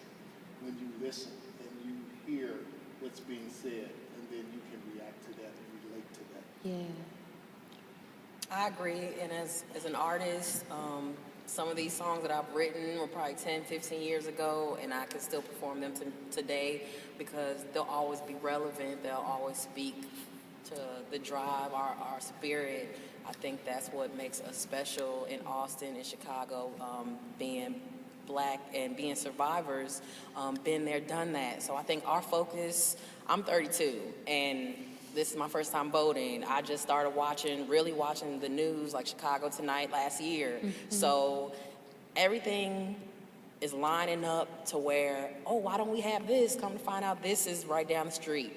And I didn't know, but this is because I put myself in a position where I wanted to be an artist, because in this quarantine, we see that music is saving us. That is what's helping us pass this time. Movies, history, documentaries, that's what I've been learning from. I'm PBS all day. Documentaries, and that's what we need here. We need production. We need social media branding, because I'll look at a website from these organizations and it'll just look like maybe it's from the 90s, and it's just not update to what the youth is used to.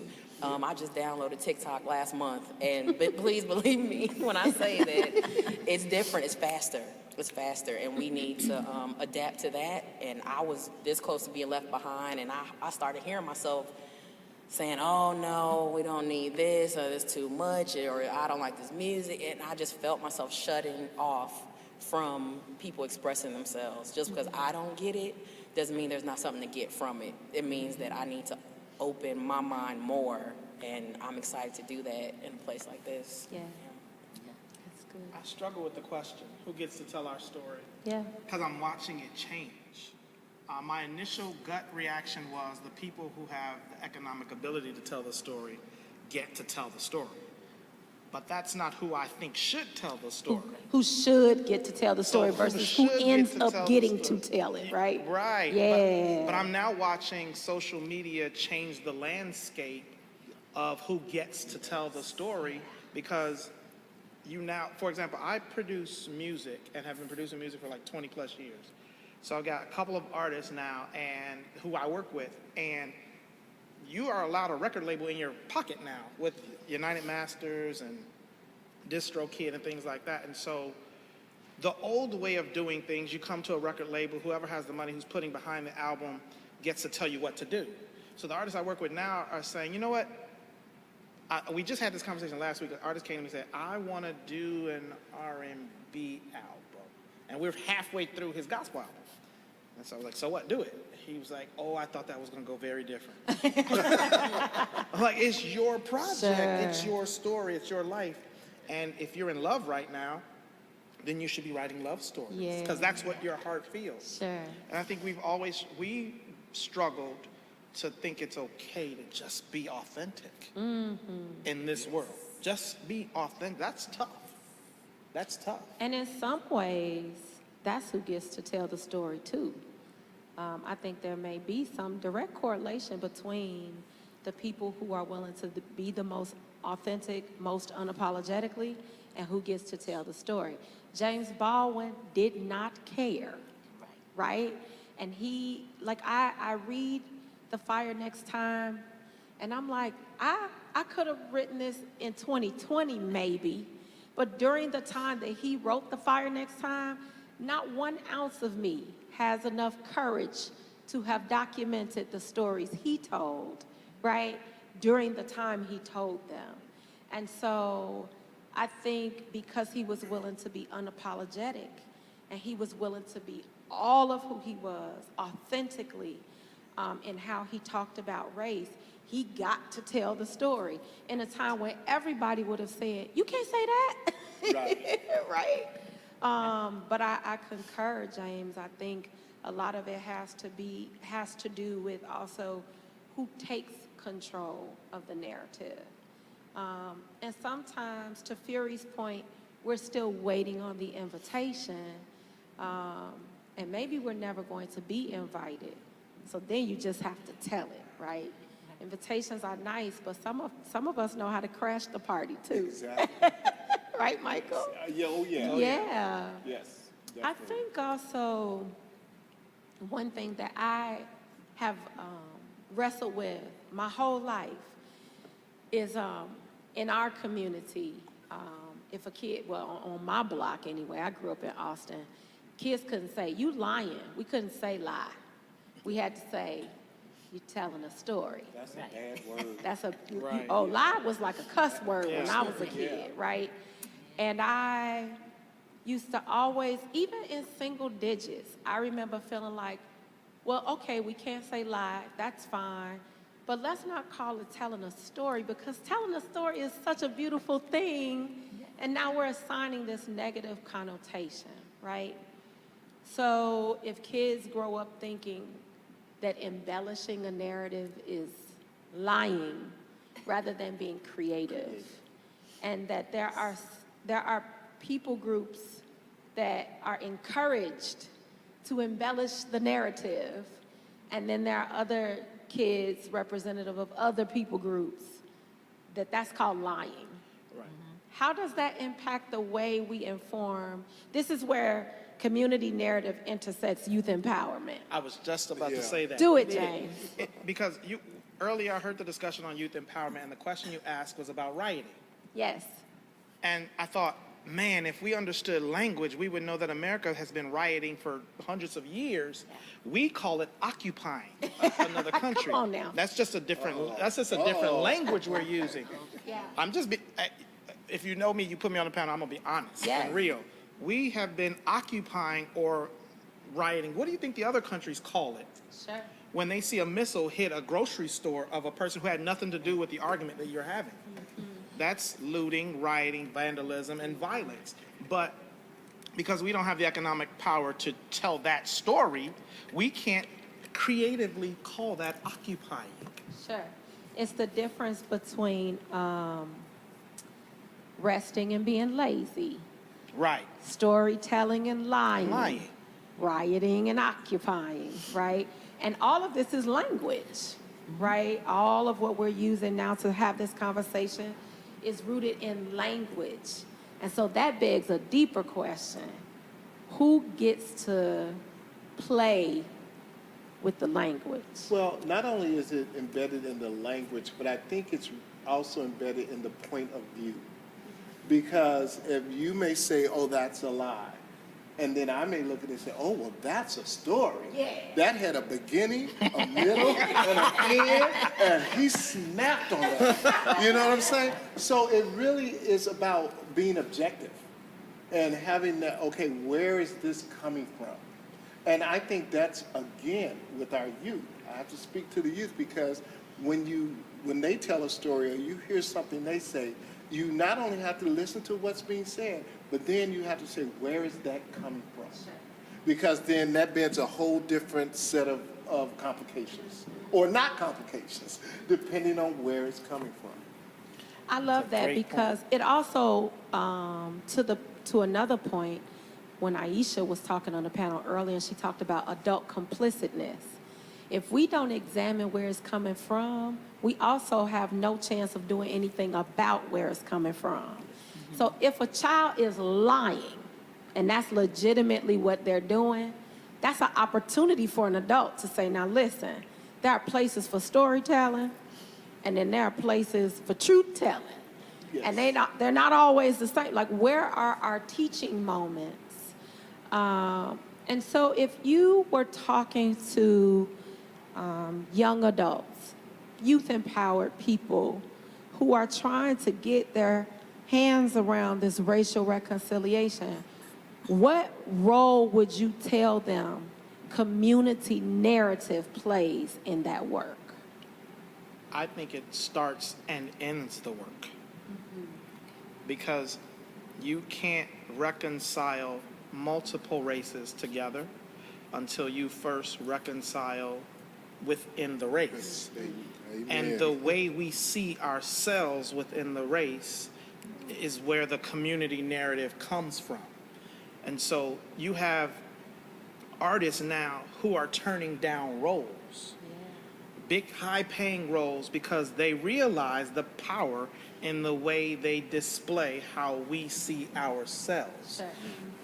That didn't happen back 20, 30, 50 years ago, but that is happening now. So I would tell young people, the way we see ourselves will determine the way we tell the story about ourselves. And it is important because, like it or not, the way we tell our story, other cultures are listening and determining and drawing their own conclusions. So, for example, I had to check myself. I used to wear suits every day, but I was telling the story that the only way to know that I'm a successful black man is to be in a suit. And when I realized I was part of that narrative, I started wearing hats and scullies and things like that. And now the same people who were like, oh, he's automatically thought, oh, he's a successful black man, start to wonder, did he lose money? Is he okay? You poor thing. You poor thing, right? You poor thing. But then it opened the dialogue for the conversation. Like, see, if you see my son on the street, and he's not going to be in a suit, he's going to be in a hoodie. Yeah. I need you to understand that that's potentially another successful young black man. I love it. That's a potential. It is. Yes. It is. Yeah. The funniest thing was on that, I just have to tell this little story. I was watching a TV show, and it was about a hospital and a doctor kind of thing. And so this brilliant black neurosurgeon, he was brilliant, and he did this surgery, and he called the wife, and he says, well, honey, it was late, I'm on the way home.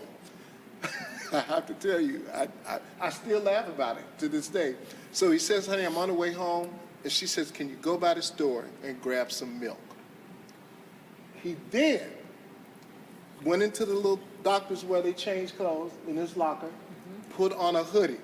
I said to myself, oh, it's about to go awry. Should have left your scrubs on, buddy. It's about to go awry. And sure enough, he went out, he got the milk, he was in the store, he got shot by the police. Because they just saw a black man in a hoodie. Yes. And come on now, really? Yeah. You didn't ask anything, you didn't try to find out anything, you just started to shoot.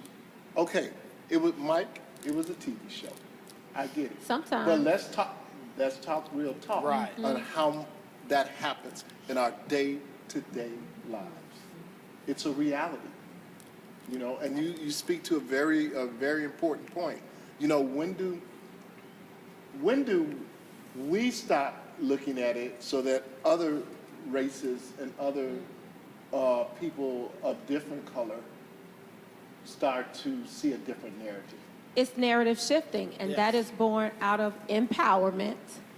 And if we're honest, it is also born out of our privilege to choose, right? I want to add that we also have to be aware that the very language we speak, because we all speak English, has words that they use that have positive and negative connotations. Sure. Yes.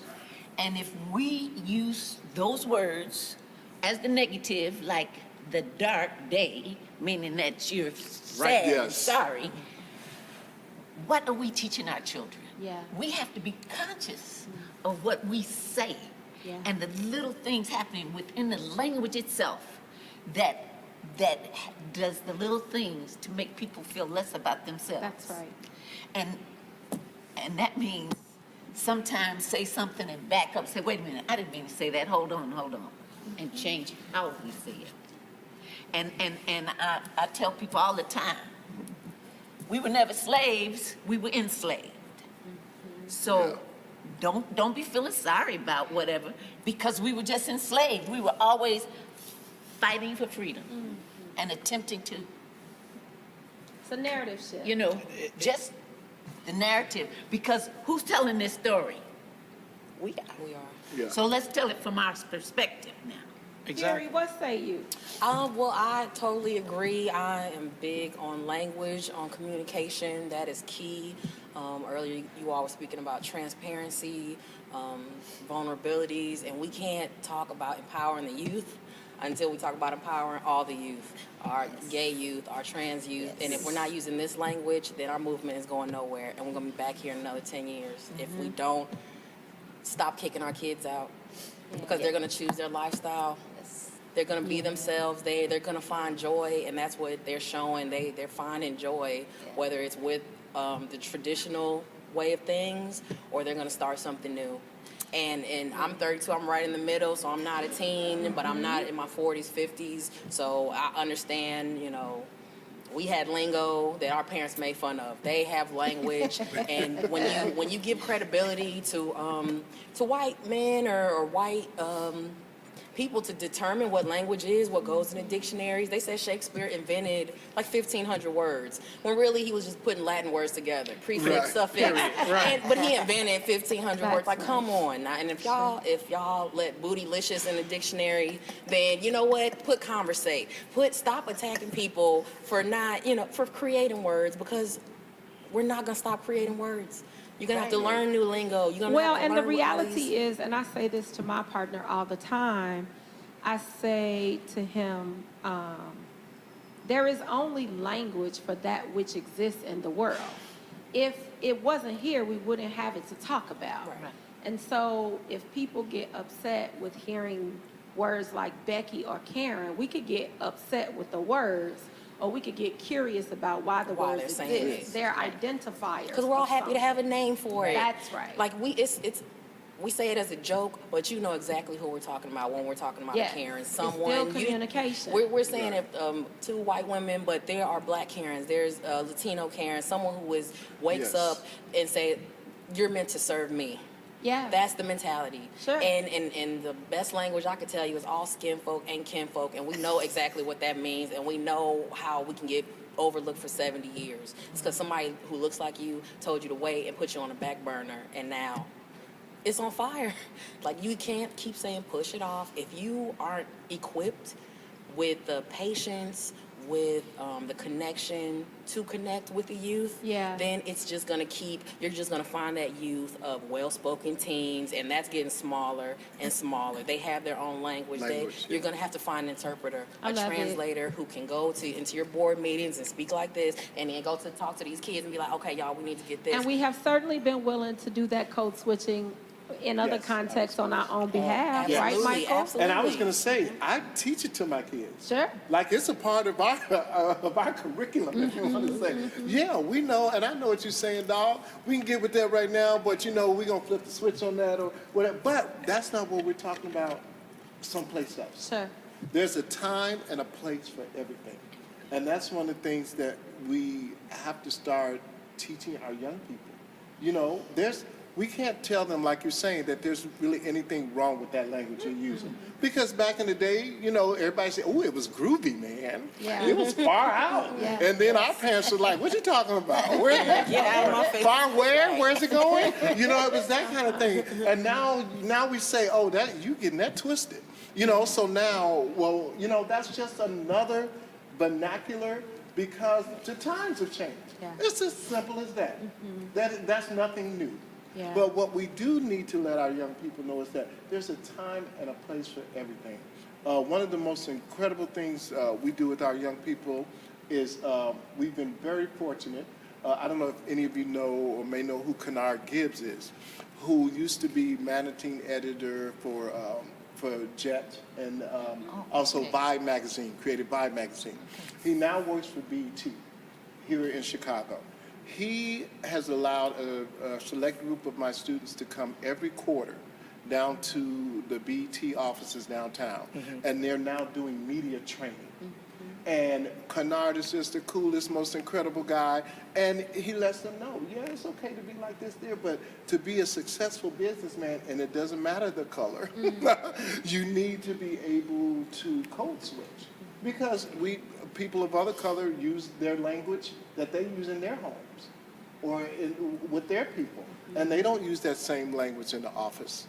You know what I mean? I think that there is what I call getting nimble in the narrative, right? I do consulting literally all over the world. And I start in one place, but we don't always end there. And I think you build credibility, you build relationship, and the more of that you build, the more fully you become who you are. And I think there's an opportunity for us to invite each other across the line. Instead of me always having to come to you, I might start with coming to you. But then I need you to take my hand. We're going to walk back to my neighborhood sometimes too. And it's that neutrality, right?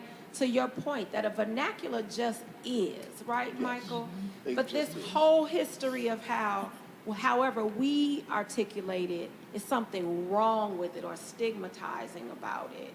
And it's wrong or bad versus different. I think our young people are doing an incredible job of inviting us to get curious about that in some new and creative ways. I know we are running short on time. I want to talk to y'all for 3 more hours. I know. We just said that. We did. It's just getting warm. But if you could say one more thing in 2 sentences or less about what's most important about community narrative to the world, what would you say? Conversation, because conversation is the only thing that can change things. Because in a conversation, I have to listen to you and you have to listen to me. Both ways. If we're not both listening, it's not a conversation. It's not a conversation. That's right, Kucha. Find your voice. That's been my big thing. Fury at one point was fury. Oh, this is an outlet, you know. When I'm mad, I go hit the stage and kill it. But I changed that, and now it means finally understanding the real you. Point blank, because so much of my narrative was based on what I thought people wanted to hear from me. Conscious rapper, oh, we want that Lauryn Hill, we want it, and I know you miss it, but it's really cut me off from my musical community because there's a lot of women out here who are liberated, super liberated, financially independent, and they are about their money, they're about businesses, and just because they talk a certain way that you might not be into, they're not going to let that stop them from giving their message. And it is powerful and it's uplifting. If you can get past certain words, they are telling you protect yourself, invest in yourself, go to school, drink water. Like, this is all in the new rap songs, and it sounds scary, but I promise you they are about bringing themselves to the forefront and not just, just tucking away and being after, in the dark. It's not about that anymore. It's about finding joy and power in whatever you do. So it's up to you. We can't tell you. We could talk all day, but you have to read. That's when you hear your voice the most, is when you read a book and you hear yourself in your head, and more people need that. Instead of reading Facebook and other people's comments, that's other people's voices in your head. Take a break from social media and develop your personality, who you want to be. Watch people, get inspiration. You're not ever going to be truly original. I'm not. People always say, oh, you remind me of Queen Latifah. You're always going to remind someone of that spirit, because it's transferable. From the moment we're put here, we're taking in energy and we're putting it right back out. So get used to your filter and things that you want to put out there, because your moment is coming. They are waiting to put you on the screen, in front of a camera, a mic in your hand. What you going to say? Oh, so I would tell people the most important story you will ever hear is the one you tell you about you. And That's the one we heard from the most, too. Right. Yeah. That is the most important story you will ever hear, the one you tell you about you. So take full control of your individual life brand, number one. Then take full control of your family brand, number two. Then have your family take full control of its community brand. But it starts with the story you tell you about you. I love that, James. Thank you. Michael, yes. last word. And on that same note, you know, the funniest thing that I think I hear is when people tell me, and this is adults too now, oh, I got 10 likes. I got 150 likes. I did that. Why are you worried about who else like you like you? Okay, give yourself a like. You need one like. You need one like, okay? You like you. And I will leave you with this. Ladies and gentlemen, the arts saved my life. I grew up here in the Lawndale community. I was a graduate of Farragut High School, and there were all kind of things that could have went wrong. I gravitated toward the arts, and the arts helped bridge the social divide for me. The arts gave me a college education. The arts gave me the opportunity to tour around the world. I worked on cruise ship for 10 years and went all over the world. My first professional job was when I was with Liberace. I toured with Liberace. For those of you who might be too young to know who he is. One of the most incredible entertainers to ever live. And I learned so much, but the one thing that I did learn was that community comes from the word commune, yeah? So we have to commune with each other as a people and expand our community. And then we grow. And then what I say is the most important narrative is to like yourself. Be okay with the person that you see in the mirror. Well, that is a perfect place to end our time together, though we do need 3 more hours, admittedly. This has been such a joy and such a pleasure, and I'm so grateful for the wisdom that you all have shared with us today. I know I will be carrying nuggets home. I hope that you all will be carrying nuggets home. This has been remarkable. Thank you so much for your time and your service. Thank you. Absolutely. And now we are going to transition. I think we need to have Miss Vanessa Stokes up here with me. And as she comes, I'll invite you all to go ahead and transition out. Oh, my pleasure. This is my pleasure indeed. As we have just a few more minutes, we're going to have Vanessa come and be with me here. Vanessa, you all, if you don't know Vanessa, I am sad for you. I am legitimately sad for you if you don't know Vanessa. I'm going to share a little bit about Vanessa as she comes. Vanessa Stokes is an artist, curator, photographer, and owner of VS Creative Consulting. VS Creative Consulting is an artist management firm where her main client is Dorrell Creatney, Vanessa's father. Dorrell Creatney had the first Black-owned commercial photography studio in Chicago, and after his death, left behind a 300,000 image collection. And I will tell you all, I have had some of his works in the coffee shop on commission, so you may have seen them before at Live Cafe. This includes 2 displays of the work of Dorrell Creatney, which are located inside the train stations at Austin and Central on CTA's Green Line train. Currently, Vanessa is managing Special Services Area 72 in the Austin community and collaborating with local artists and community members, creating the future of art and public art on the west side of Chicago. She is the co-president of the Austin Town Hall Park Advisory Council and the chair of the Austin Town Hall Park Art and Culture Committee. Lastly, Vanessa volunteers on the Hatchery Community Advisory Committee, Advisory Circle at the Oak Park River Forest Community Foundation, West Side Cluster Lead for the One Earth Film Festival, and board member of a house in Austin. But my most favorite thing about Miss Vanessa Stokes is that she is my friend.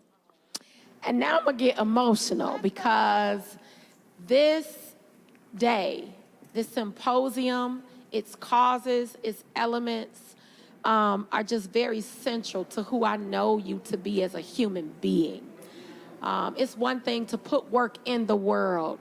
It's another thing to know that that work came from out of somebody's deepest parts of their body and their being. And you have given that to us today. And we are so very grateful.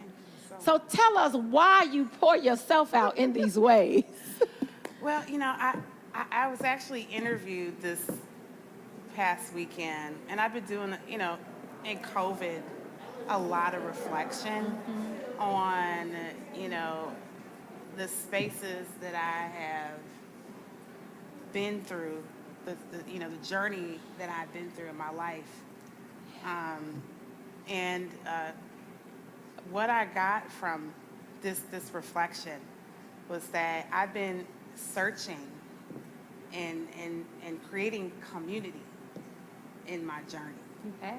And so when I was 13 years old, I was introduced to this amazing space called Medusas.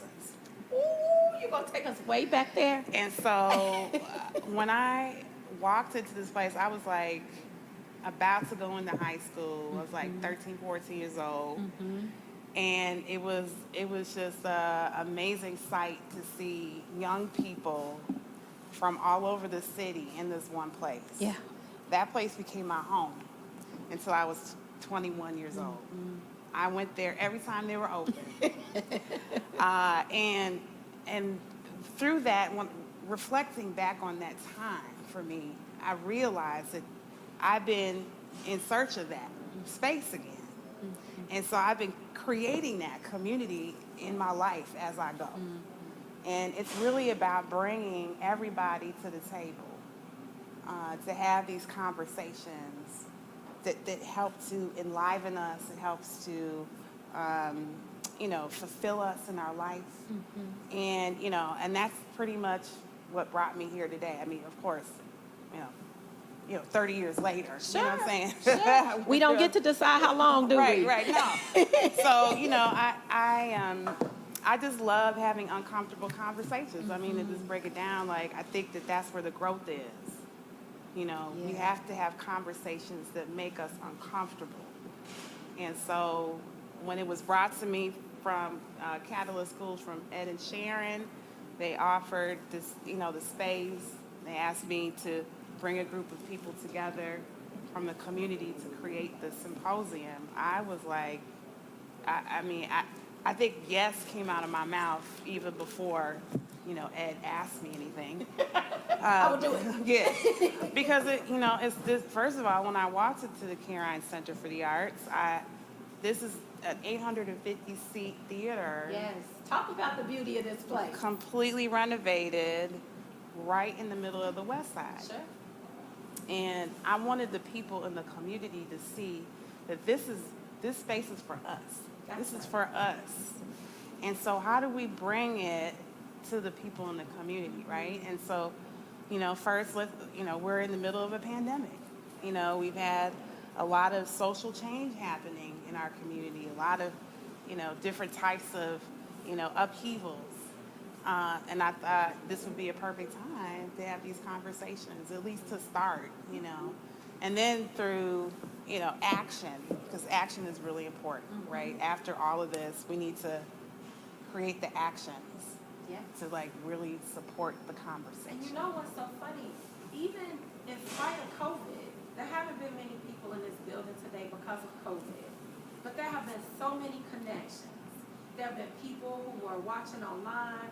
My Facebook is already growing. I'm like, they must see me even if I can't see them. Fury called me in the hall and was like, we got to work. And, you know, I'm finding Black women in this space that I'm like, they need rest. And how can we provide that? So what you said, Vanessa, is true, is that this is the start of something beautiful. Now tell me what's next, because I know it's already brewing. Well, you know, these conversations, we wanted to be very intentional with them, right? And having a larger conversation, but also having smaller conversations within the community.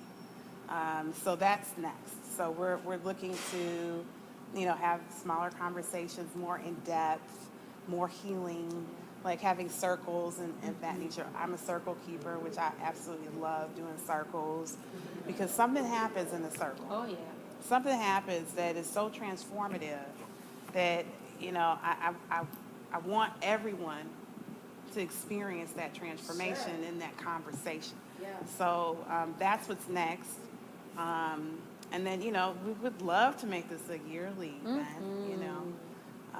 We would love to bring this to not only to the community, but to the city of Chicago and to the United States and to the world. You know, Chicago is a very special place. It is. It's very special. You know, we are the, you know, we're the city by the ocean/lake, right? And right. and so, and we have the largest body of fresh water in the world. You know, that's why I won't ever leave the city. You know, because the resources here are unbelievable. It's people something here. to be said too about this metaphor that you speak as we think about reconciling and being so close to fresh water. Yeah. Right? Yeah. And Black folks, we know something about fresh water, right? And the healing properties of being near the fresh water. That there's a resilience that emerges when you by the water, right? And we've been by the water this whole time. And in spite of the narrative that is constantly perpetuated on the national level about our city, about our neighborhoods, right? We know that there's something beautifully fresh about this water, right? And this healing power that we have in our communities. And I think the symposium really does a good job of calling us back to that narrative and reminding the city, if not the country, that we are more than the last story that has been told about us, right? That this is not a symposium, this is not just a gathering for gathering's sake, but you speak to the reconciling power of it. And so what do you want us to do? We're about to leave this place. Well, first, I would love for you all to, if you haven't already, go to the krheincenter.com and check out the website. You know, I'm on Facebook, Vanessa Stokes. You can go hit me up on Facebook. Yes. And, you know, I'm really open to working with pretty much anyone. This is true. And, you know, I think this is really a great time for us just to look within ourselves to see how we can make an impact immediately, like right in our own homes, in our own, you know, communities, on our own blocks. Like, you know, knock on your neighbor's door, say hello. You see somebody on the street, you make eye contact with them, say hello. You know, those little things, they make a difference. That sounds like everybody can participate. Yeah, everybody can Sure. participate in just being human. Yeah. You know, and those are just acts of kindness that I think are important for us to stay connected, especially now dealing with the fact that we're so isolated in our houses because of COVID-19. I think this time is really about how do we stay connected to each other, to our families, to our friends, to our communities, and to the society. You know, we just had election night, you know, a couple of days ago. And I think that the surprising thing for me, living in such a, you know, inclusive, like, space, I was very surprised by the amount of people that voted for Donald Trump. And so that shows to me that there is a disconnect. There is a disconnect in our country.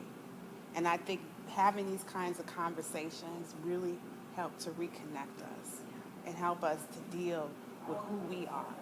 Well, I will tell you, sister, no better timing Yes. than a symposium this week. I am personally grateful for the balm of healing that this immediately provided for me. And I want to turn it over to you because I really want you to close us out. But I want to first thank you on behalf of the entire community. You didn't have to, Vanessa. I know I did. And I know that we sometimes take each other for granted. Like, oh, we know Vanessa's going to take care of things, you know. We could be somewhere doing other things with our lives, but we choose to to be here and be rooted in our community and to be rooted in one another. And so on behalf of our communities, Garfield Park and Austin and Oak Park and Berwyn and Cicero and Forest Park and River Forest, and we touch all these places. I want to say thank you for this contribution you've made to our lives and our community. And I'll turn it over to you to close us out. Thank you so much, Rashida. Absolutely. So I just wanted to thank the K. Ryan Center for the Arts, Catalyst Schools, and then Sharon. I wanted to thank the group of folks that I brought together to create the Symposium Committee. There are about 10 or 11 of us. You can see it on the program, everybody's name. I wanted to thank just my family, my children for giving me space to be with you all today. Just my father, I want to thank my dad. My dad was a photographer and did such amazing work, and he passed away. But I want to thank him for giving me the space to really be myself and explore who I am. I have to say that was like the best gift that my parents could have given me. So I'm really excited for what's next. Keep your eyes on K. Ryan Center for the Arts. There's a lot of movement happening on the west side with the Invest Southwest initiative by the mayor's office, the Soul City Corridor, which is Chicago Avenue from Austin to Cicero. I just want people to, especially in the community, to really reach out to your neighbors, to people that live on your block, folks that you might not have talked to in a long time. I think it's really important that we reconnect with the people that we care about. Thank you. And thank you, Rashida. Thank you for being here today. Thank you for all of the Hold on. We ain't done with the thank yous now. We're not done with the thank yous. So, speaking on behalf of the K. Ryan Center, for both of you lovely ladies, couldn't have did it without you. We're so proud of you, and we're so proud that you chose us in our first venture with live streaming. I've been looking at it. It was beautiful. It was wonderful. It was all that we hoped for and more. And as a token of our appreciation, thank you so much. I want to hand both of you off. We can't Thank you hug so anymore. much. I know. Thank you so much. This is why, giving you a hug like this, both of you. Thank you, Daryl. Thank you. So And I want to thank you so very much. I also wanted to thank to Austin coming together.